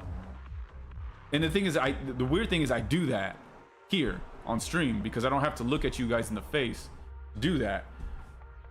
But when it comes to a person looking me in the eyes, like I'm constantly scanning. Because here's the thing about real life people: when you walk by them and you end up hanging out with them, sometimes you don't do it out of desire. Sometimes it happens out of necessity, because sometimes people will be like, "Oh, he's here, I gotta talk to him," right? But when you come to the stream, there's a reason you're here, and it's because we clearly have a connection of some sort. You wouldn't be here if you didn't give a shit at all, and I can tell that difference. People will not sit in a stream of a person that they don't give any bit of a shit about. I know that by experience. I'll quickly just scroll right past a person that I don't feel like I have any connection to. But when it comes to the real world, sometimes you feel like you have to talk to somebody out of necessity. And because of that, I'm always scanning everything: their body language, their facial expressions, their micro expressions, the tone of their voice. And instead of really being into the conversation or what's going on, I'm just analyzing people. And I see a lot worse. I more often see bad signs from people than I see good. It's very rare that I meet a person who I can tell really is happy to be there in that conversation. There's one guy in this apartment building that I get along with real well. And honestly, if I were to see him anytime, I could talk to him for hours, just the way I'm talking to you right now. But it's very rare that I find a person like that. And when I do, it's like a blessing. But the thing is, I can't bank I can't bet on my average experience being that good one. You know, my average experience is gonna be, oh, this person doesn't really want to talk to me, or this person's not really interested in having a conversation. And I can see in all of their body language and their micro expressions that they would rather be anywhere else but here. But for some reason, they continue to talk. What do I do in this situation? And that's why I'm always, all right, well, I gotta go. See you later. And people say that I have this cold demeanor, or I feel like an empty shell of a person, but they give me the reasons to feel like I clearly don't belong here. And not in a bad way. Like I get it. I don't want to be around you either. Trust me. And when it comes to those few people that I do connect with, they'll tell a different story. Like they're like, oh yeah, that guy's great. You know, like we have great conversations. I don't know why people would think that they're this, that, and third, but like I get that even with my own family members sometimes. You know, like I also can't do superficial talk. I can't sit here and talk about the weather, or how Bitcoin is doing, or how my favorite sports team is doing, or you know, like what my grandmother did the other day. Like I can't talk about shit like that anymore, because it's way too plain and it's way too meaningless, you know? What I like about this guy down here is that we'll talk about things. I can't even pinpoint some of the these that we talk about, because they're just so out of this world sometimes. It's and like when we talk, other people look at us like, oh, these guys fucking, well, you guys are these guys are weirdos, you know, like these guys must be like mentally ill or something, you know, like what are they talking about? I like that kind of conversation where people, the average person would be like, what are you fucking talking about, right? Because that's what a lot of my experiences will be. I try to open up, and then people will be like, dude, I have no, I can't even follow. I don't follow. I don't know what the fuck you're talking about. Of course you don't, because you don't. Your thinking is so surface level. You want to talk about things like the weather and what your favorite sports team just did the other day, and the girl you slept with the other day, and it's like, oh, look at that ass, oh my god, like it's such, I could do that when I was drunk, but I can't do that anymore. Part of why I wish I could actually talk to you, I know the fact that I could enjoy your company. Yeah, and I agree. I believe that would be true, because you know, some of the things that we talk about will be a lot like this guy from my apartment building. I have no barrier between him and myself. I can literally bring up anything, and he'll have something to bring up that's on that exact same level. And it's profound when you find a person like that in real life, especially because I've tried to do that with other people in this building, and like I said, they'll just look at me like I'm crazy and be like, what exactly are you talking about right now? And man, this guy, this one other dude, like, he's a nice dude, but he's just so boring. And like I can't, there'll be times where I just have to be like, it'll also put me into another panic, because like being unable to understand how shallow he can be, how surface level and just bland his thought process can be. And like, what do you really think on your alone time? Do you think about these things regularly during your alone time? About that girl's fat ass, about this football game that you just watched, about, do you think all day about this Bitcoin? Yeah, I know I introduced you to the cryptocurrency thing, but only because it was a means to help you get out of, you know, being broke all the time. But I'm not sitting down 24/7 thinking and talking about, he's got his crypto chart open up on his computer, and he invited me upstairs to look at that, and we were just looking at a crypto chart for like 3 hours, and I was like, is this all you have going on in your life? And I you know, that, and the talk about his tools, and like, it's great that you have hobbies, I do too, but I don't sit down talking, like, when I'm done with this game, that's it, I'm done with this game, and then I go back to thinking about all the things that I think about all the time.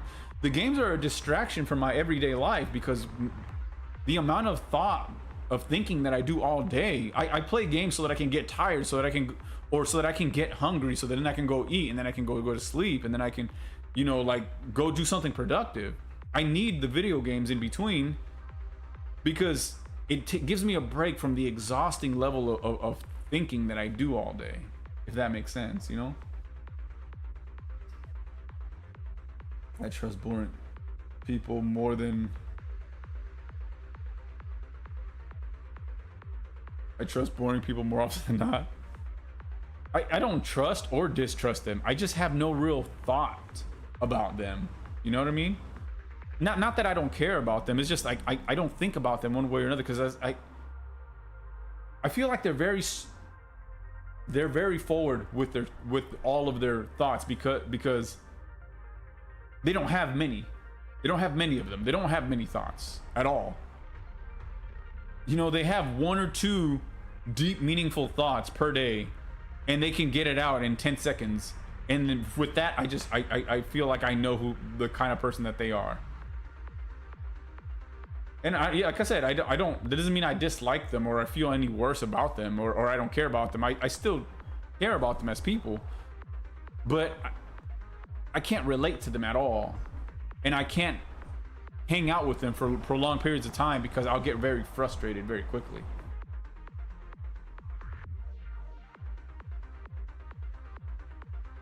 And they are a different kind of company. Sometimes they're comfortable company, but there's a difference between, I guess, people with nothing to talk about and people with nothing to talk about that need somebody to talk about those things with. You know, because there are people who don't mind coming and going, you know? Hey, like they'll see me. Hey, what's up, Jaime? How you doing? Oh, you know, my stepdaughter did this. Oh, my daughter did that. Oh yeah, this just happened today. All right, that was good talking to you, man. I'll talk to you later. It was good seeing you. That kind of person, that kind of boring talk person, I love that kind of person because they're happy with themselves. But then I got these people who are so insecure and they need reciprocity and they need reactions and they need praise and attention and validation. And I can't give you praise and validation for bullshit. You know, what am I supposed to praise? You noticing that girl's fat ass? You reading this crypto chart for 3 hours?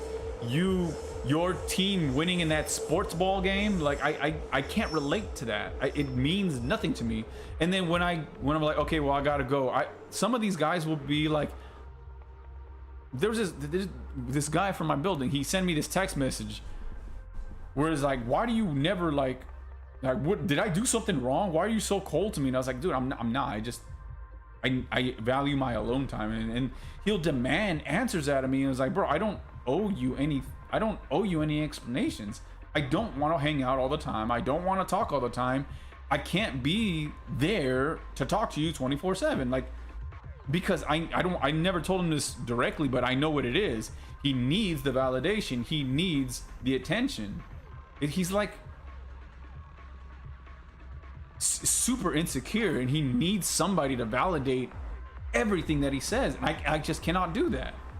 So like that's why there's a difference between the people who talk about nothing but are pleasant to be around and people who talk about nothing but need constant attention and validation and need their insecurities swept away for them. And I can't be that person. You know, I have enough shit going on in my life. I can't be their superhero also at the same time, you know?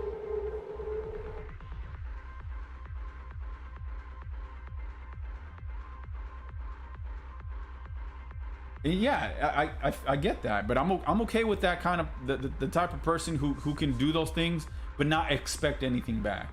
It's the ones that expect reciprocity in everything that they say that I can't really deal with very well, you know? Like the guys that the particular dude in this building who's constantly in need of validation, constantly in need of, he always needs to look like he's smart and like he's a good person. And it's like, if you need to look like a good person, you're not a very good person. But the thing is, I don't believe anybody's a good person anyway. You know, everybody's has evil in them that they just need to, that needs overcoming. But it's when you really need to be looked at as a good person where I really feel like you're really, really not a good person, because your need to look like a good person is just very clearly obvious evidence that you're not that great of a person. Because it's me not acknowledging your need to look like a good person that you became super cold. And because he said things to me like, like something along the lines of you're just a dark, cold, evil person, and no wonder you don't make any friends, or no wonder you don't have any friends. And I was like, that's a total projection, because when did I tell you I don't have any friends? I actually have like the small group, the small circle of friends that I do have are the best friends that I think any person can have. But the thing is, I never even brought that up to him. I've never told him about my friend situation, whether I have any or not. He just totally projected onto me at that moment. It's like, you're a dark, cold, and distant evil person, and that's why you don't have any friends. I was like, no, you are a dark, cold, distant, kind of not good, evilish person, and you don't have any friends. Which is why you're so desperate to make me your friend, and why you're feeling this broken down right now, because I won't validate your need for attention and your need to look like a good person right now. And it's not because I'm trying to do that to you, it's just I can't do that for you. You know what I mean? Kind of crazy that someone would say that to me. I mean, like I said, it wasn't his true feelings about me. It was a projection. I already knew before he said any of those things to me that he felt like that. He felt like nobody looked at him as a good person. He felt like he needed work for people's approval because nobody would ever wanted to have anything to do with him. And because of that, he literally had no friends. And I was that one person that he thought he had a chance to make friends with just because we're both veterans. And it was his need for all this validation that was pushing me away from him, because when we first started, it was simple conversations. We were just talking about the plants outside, and we were planting shit together, like sunflowers and fruits and vegetables and all that crap out here in the courtyard. But then he started having this need to look so smart, and to this need to be looked at as such a benevolent person, such a good guy that's just there for the community. And that's what showed me that he just wasn't those things, was his constant need for validation of those things. And that's what started making me realize why he didn't have any friends and why he was so desperate for them all the time. And him saying those things to me, I knew weren't true. I knew that it was just a projection of his own feelings about himself upon me. So he wasn't really saying those things because he meant them. It's because he felt them about himself, and like I said, he was projecting them on me.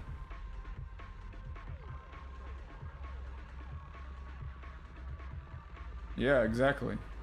A ton of projection. And the thing is, every time I brought them up, I knew exactly what would get to him. And it's not like I would do it on purpose. It's just like, when because I've been there before, I've been that person in the past. So when you understand what really makes a person hurt, I feel like that's where narcissists actually are so effective, because they can there's like a difference, right? There you have like a highly empathetic person, like an empath, and then you have a narcissist, and those are like completely different spectrums, but they both have the same gift or curse, whichever one you want to consider it, of knowing exactly what hurts a person, what really makes a person tick, what really makes a person lift up or break down. And they use them in different ways. And for me, I try to use it in a way not to call them out, but to make them try to be like, listen, dude, this aspect of you is hurting you in your relationships because you're pushing people away. You're always needing to look like a good person. You're always needing to look so smart. Instead of cutting this guy off every sentence and trying to make it seem like you know better than him, let him finish his point. And then like, challenge him on his points rather than constantly cutting him off and trying to prove how much smarter you are than him. That's why these people stop hanging out with you, and that's why they don't like you at all, because you always try to make them feel stupid, and you always try to make them feel like you're nicer or more benevolent than them. Like, every time they say they've done something for somebody, you have to one up them with what you've done better. Every time they tell you something that they learned about something they've learned, you got to double down on how much more you've learned than them. And it's no wonder nobody ever likes you. But when I bring that up, he takes it like a personal attack, and he's, oh, you're such a dick, you're an asshole, and like you'll see him, like his eyes water up, like he's wounded. I can tell he's a broken man. but he cannot take any criticism or any sort of constructive like feedback without taking it like a personal attack. And because of that, I cannot be around him, you know. But then again, there's the other kind of guy, like this older gentleman that lives on my floor. He also talks about bullshit, just nothing. But he's so pleasant to be around because he's comfortable with himself, you know? He'll talk, I can talk about the weather and sports ball and politics and Bitcoin and things like that. What his daughter did last night. I can talk about those things with him all day because he doesn't need anything in return. He's just happy to be there. So an hour and a half, 2 hours can pass. And then he'll just be like, all right, man, well, it was really good seeing you. You know, take care. I'll see you tomorrow. I can bullshit with people when they don't need anything in return. But guys like that guy that you can clearly tell always just needs some form of validation. I'm not going to do that. I'm not going to pretend that I'm not going to pretend for you. I'm not going to kiss your ass to make you feel better. I'm not that kind of person, you know? Sports ball. Yeah, exactly. Yeah, and that's the point. It's like he doesn't listen. He won't listen to other people. And then when it comes to the constructive, like there finally somebody got in his face and just told him the way it was, in the way that I always tried to, but he did it out of anger and throughness. Like he was just through with his shit, you know. And he tried to. It's what's funny is that while he was having this confrontation with this other guy, that other guy looked at me and he says, bro, I even see it in him. I can tell he wants to tell you these things all the time, but you just don't listen. And I took that as my opportunity to finally do that. And I was like, no, man, no, he's right. Like, you are so hard-headed, so knuckleheaded. You're always trying to like look better than other people. You're always trying to act better than other people. You never give another person a chance to shine or to have their moment. You always just got to be the smarter, wiser, nicer, but more benevolent person in the situation. And you don't let other people speak. You don't ever let other people have their little moment. You always got to be better than everybody else. And I'm telling you this in love, because not in love, but like with love, because like I care about you and I understand that you need this. But you have to understand, like, other people, you've got this God complex about you and you want to be praised for things you've never done. You want validation and like social credit for things you didn't earn. And nobody likes a person like that. And instead of taking the criticism, he just started like to cry and call us names, and that's when he followed up eventually and started calling me stuff like an evil, cold, disconnected person that has no friends. I was like, you're talking about yourself right now. You just projected your own feelings about yourself onto me. Of course I didn't tell him that though, because I knew there was no getting to this guy, and that's why I've completely just a little one-upper, the lumper. I'm just kidding. The lumpner. But yeah, no, that's because of that. I had to just distance myself from him permanently. But that's the difference between the type of person who has a very surface level, shallow, you know, conversational style, but needs validation, and another type who really doesn't talk about anything, but they're still pleasant people to be around because they're not completely insecure about themselves. And you know, they have other things going on in their lives. They have other meaningful things to do in their lives. So like I can handle superficial, surface level talk with them because they don't need anything in return. Like the guy that I'm talking about that does need all the validation in the world all the time. He's literally got nothing going on in his life. He's older than me. He's still an alcoholic and drug addict, constantly smoking weed and drinking alcohol every single day, addicted to sugar and awful food, does nothing all day but sits in his room and sulk, and he collects welfare and social security and trying to get military disability benefits as well. Like he has nothing to look forward to in life. And I can think subconsciously he knows it.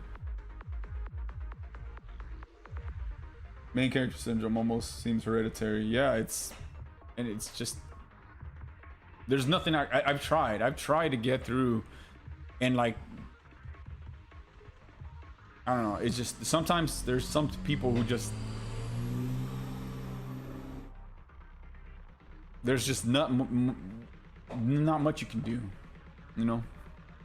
And you can't just keep on sitting there and validating them forever, because they'll never get anywhere with that. Disrupt the rhythm. Anyways, back to, I forgot I was even playing this. How long have I been in this?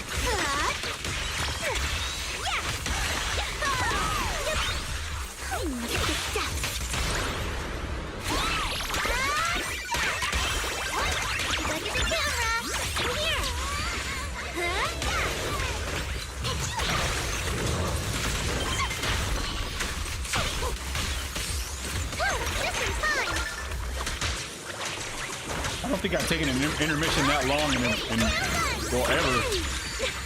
Delusion.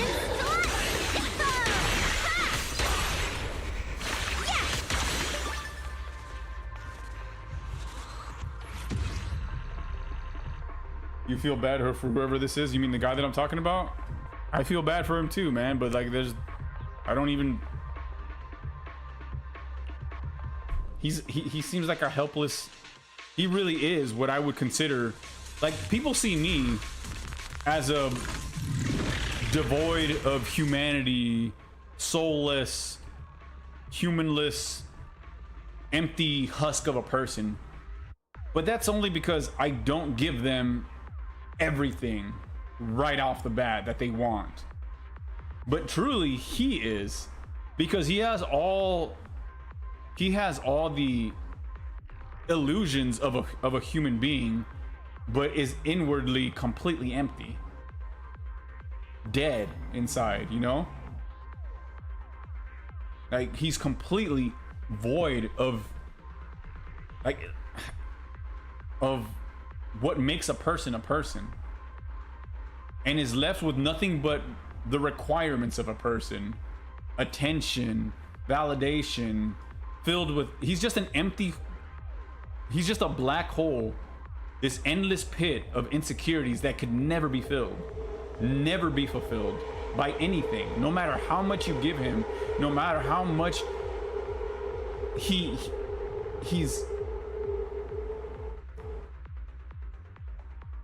no matter, there could never be enough attention and praise and validation that he could ever get to satisfy him. Basically, he's a black hole of human energy, keeps on sucking, never gives back, but never is satiated.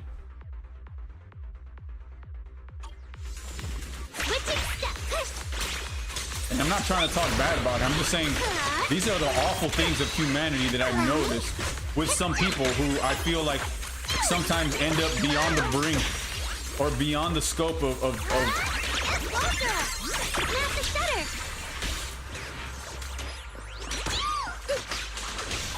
they're beyond all help.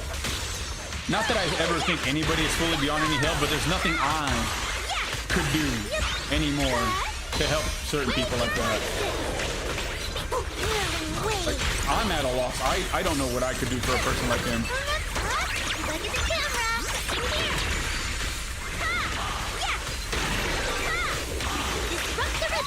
Not that I really made it my mission to do it in the first place, you know? It so happened that I had a chance to, and at the moment, I wouldn't have minded trying to have been there for him, but over periods of several weeks, I realized there's nothing for a person like him that I could ever do anything for. Not that, like I said, not that I ever wanted or tried to, or not that I was ever seeking to in the first place. He was a friend, and I thought, hey, as a friend, I want to do this for him. But then I started to realize, oh, this is not a real person. He's like a person-shaped shell with nothing inside. there's nothing I could do for somebody like that, you know? And I'm not saying that in a mean way. It's just the truth. And it sucks to say that because I don't want that for anybody. I know what that feels like. I've been there once before. Yeah.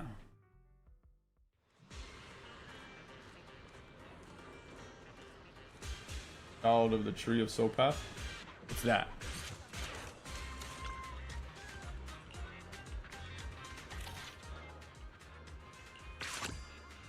Yay.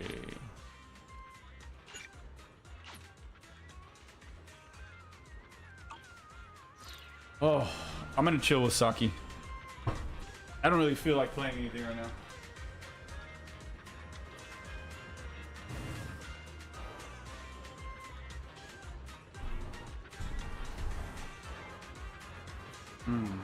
You smell so good. Ah, I love this. I love my dog smell.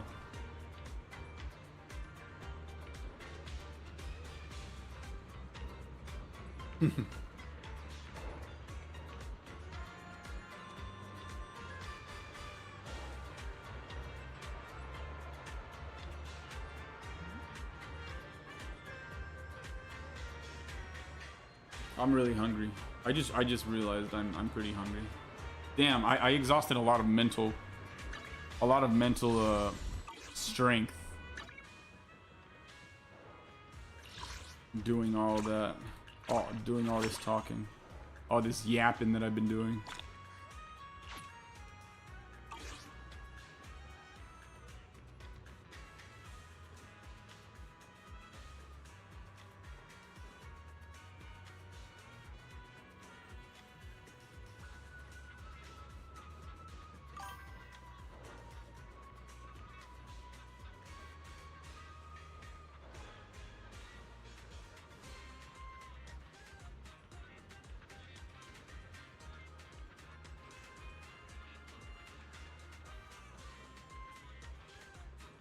Oh, damn.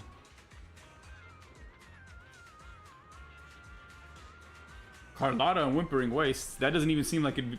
That seems like it'd be tough, wouldn't it? With her single target. After this reach depleted, it becomes a Tree of Sopath. Ah.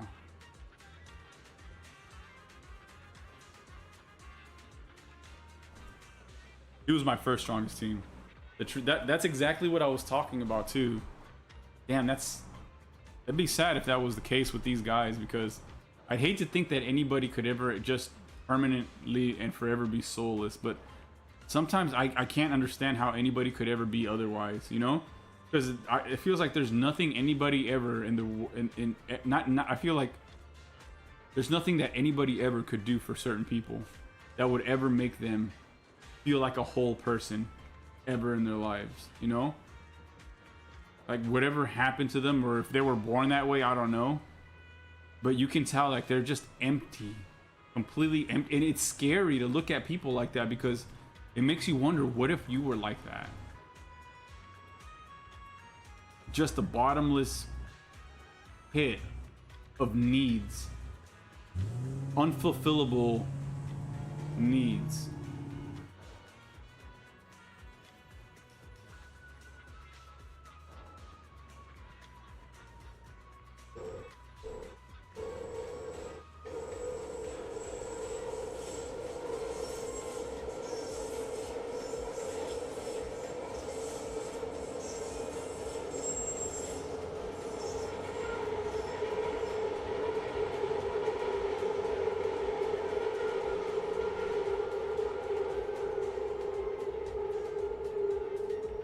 Damn. I see.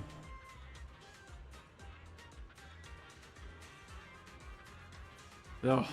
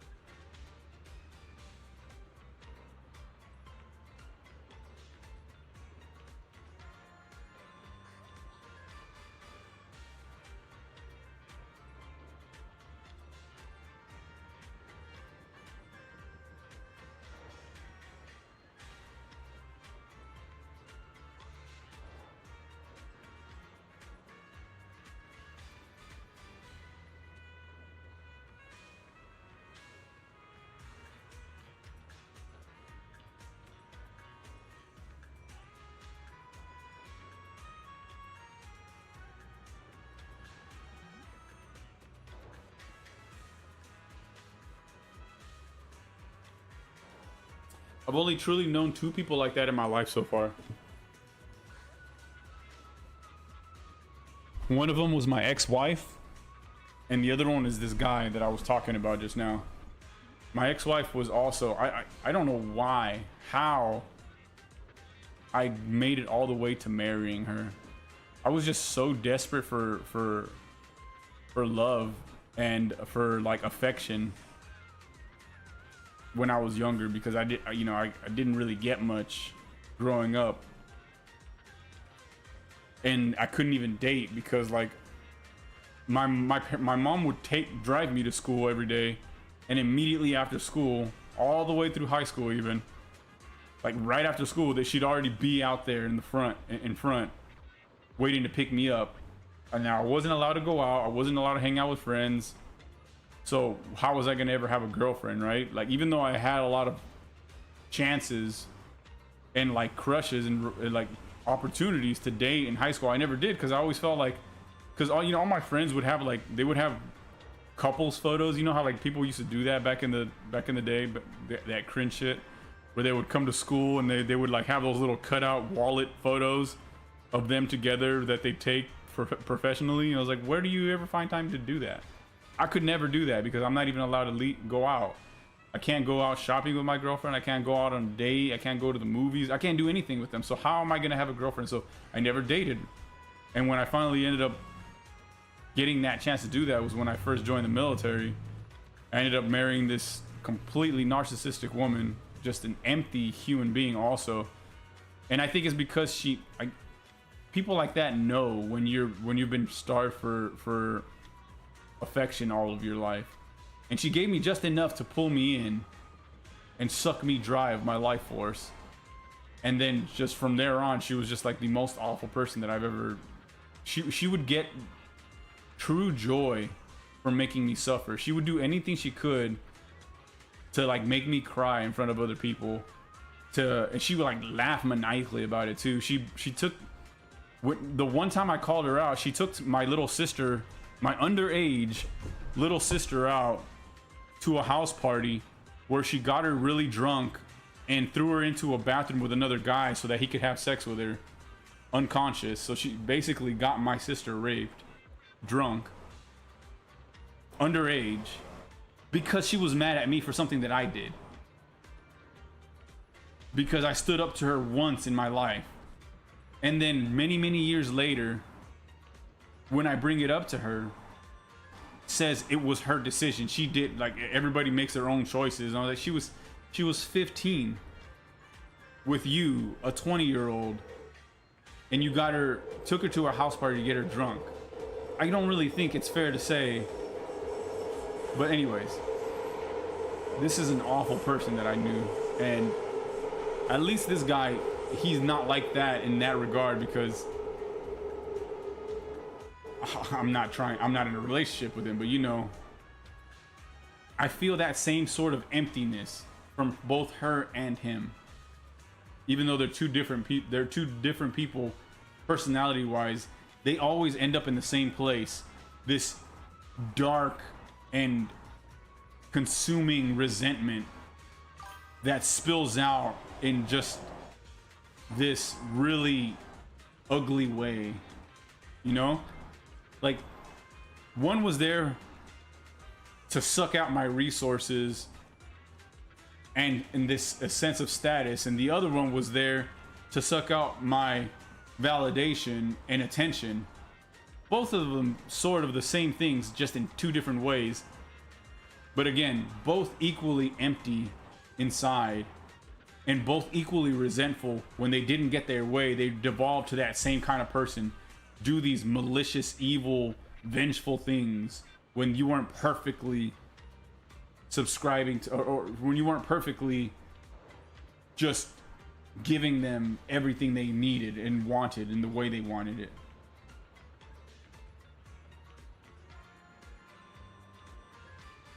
Oh yeah, no, she was an awful person. Like, she got me to do things that even I would have never have done. Like, I was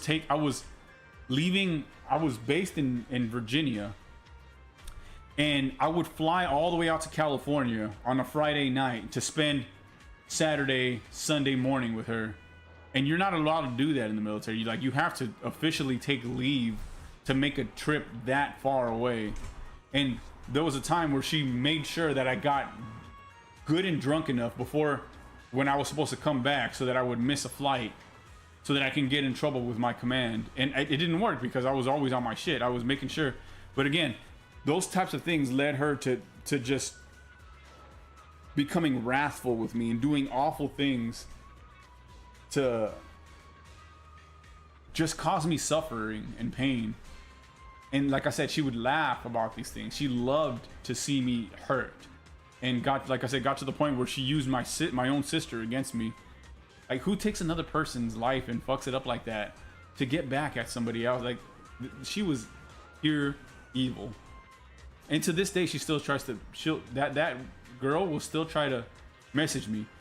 I've blocked her on so many different accounts. She'll make new Facebook accounts, new Instagram accounts to message me and say, "Hey, how are you doing?" Like, when did you not get the message that I don't want anything to do with you ever again for the rest of our lives? It's actually crazy.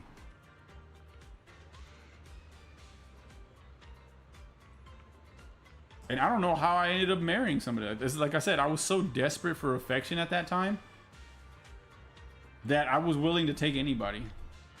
And she was really attractive too, which was probably part of the reason why I was just so stuck onto her. Because I was like, I was also, not only did I never have this deep of a relationship with anybody, but also she's really attractive. So it was the dumbest reason to stay with a person. And she put me in so much debt too. Like, I'm still paying off debt that I accumulated from being with her decades later. Or over a decade later, not decades. I was like 21, 22 when I married her. I'm 37 now, so almost 2 decades.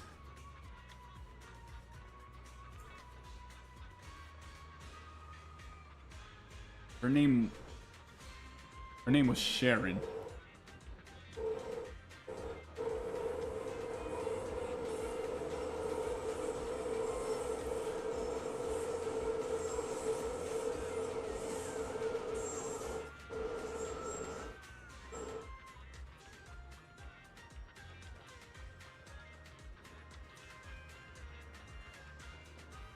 But because of those experiences, I've come to learn what decent people are like.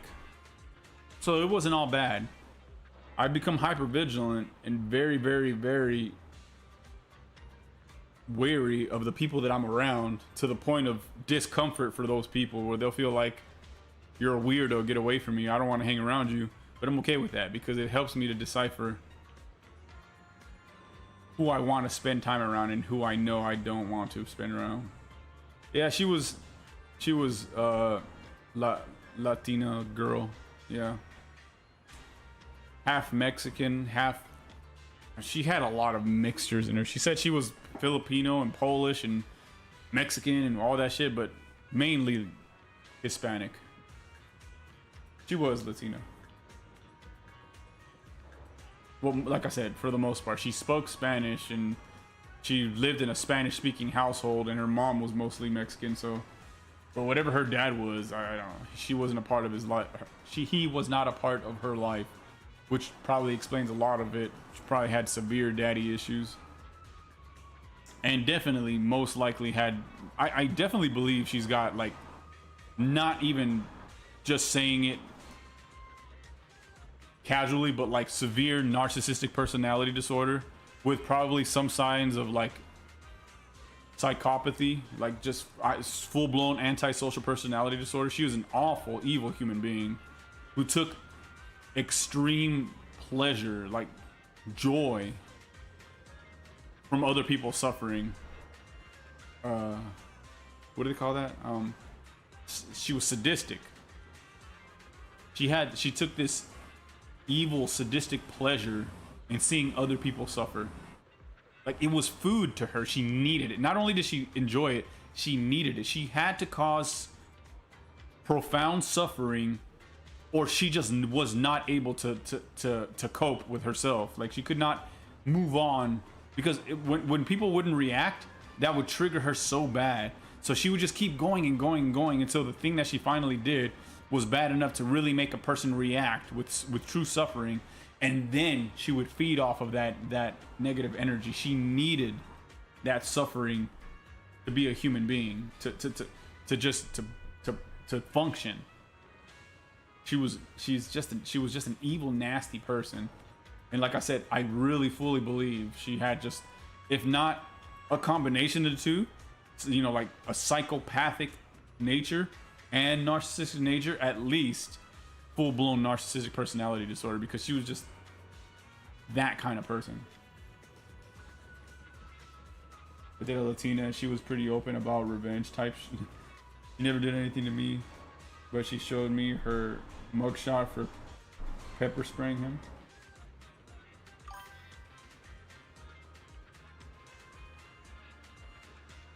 But I think that even normal people can have a sense of need, of want for revenge, because like I've even felt that.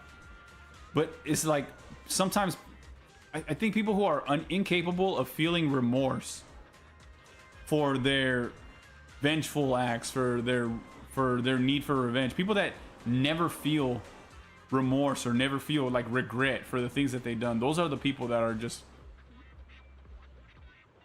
legitimately evil people, you know, or at least demon possessed, you know, overtaken by just the like pure not, they're maybe not themselves, you know.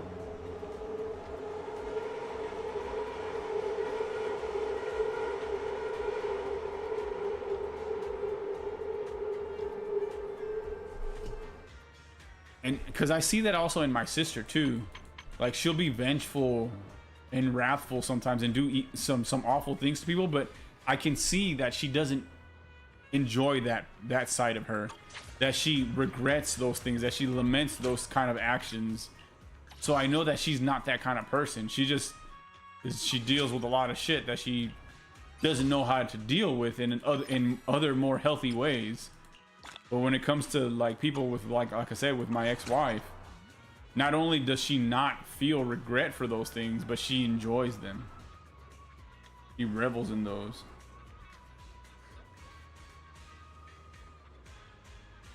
On dating apps? Holy shit.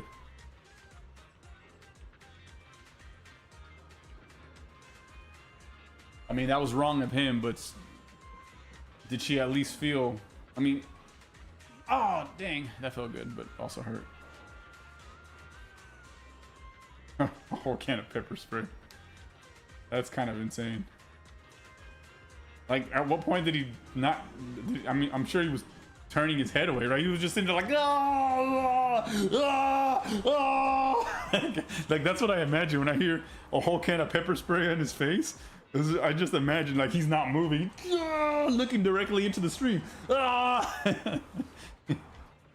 this gotta be at some point he turned his face around, right? Oh shit.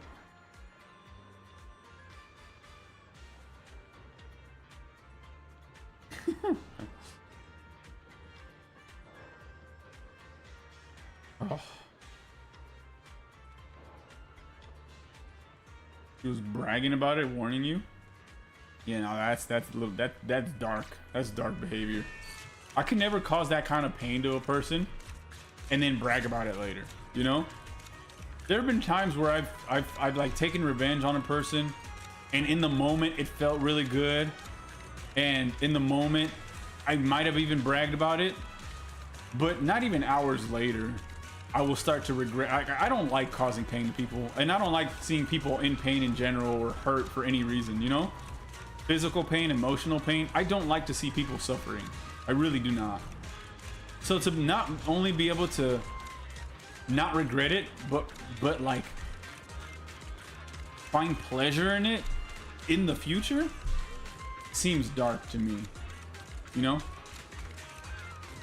Like that's not a spiritually or mentally healthy person, you know? That's dark shit. That is something that is you've got to have gone through a certain point of no return kind of situation. What the hell? Oh, it's that black cat.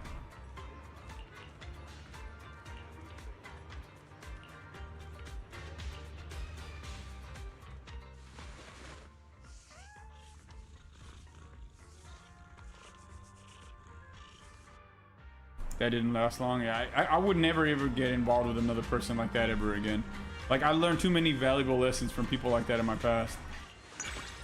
And it would never get to that kind of point where I would ever, like, this is also another part of the reason why I haven't been in a relationship in like several years, is because my tolerance for certain behaviors are very low, and I'll easily disqualify a woman for maybe things that they don't even deserve to be disqualified for. It's just that I'm just so hyper vigilant now for certain behaviors that any sign of a behavior that could remind me of a relationship that I'd been in the past will immediately disqualify a person. Like, there have been at least 3 different opportunities that I've had to like get in a relationship with a girl since I've been back to the States that I've completely just broken off ties with altogether for maybe things that they didn't deserve. But because I'm so, like, you know, like I said, hyper vigilant, hyper aware of these certain types of behaviors, I've disqualified people really quickly and easily, you know. Outside though, she was fine. Ugly in the inside, but real good looking in the outside. Thick Latina. You know, I've gotten over thickness over time, and I've grown a thing for really thin women. You know, a little bit of thigh and butt is not bad, but everywhere else I don't mind them being really, really skinny and flat for the most part. I don't know what it is. Maybe it's just every thick girl I've ever been with has been a real just awful person, you know. And maybe I just associate thickness with awfulness. I don't regret my time, sir. Fair enough. Anyways, I'm gonna take a break. I know you just got here and I'm sorry about that. I wish I could stick around and talk a little bit longer, but I'm starving and I'm tired. I've exhausted myself mentally. I gotta take a break.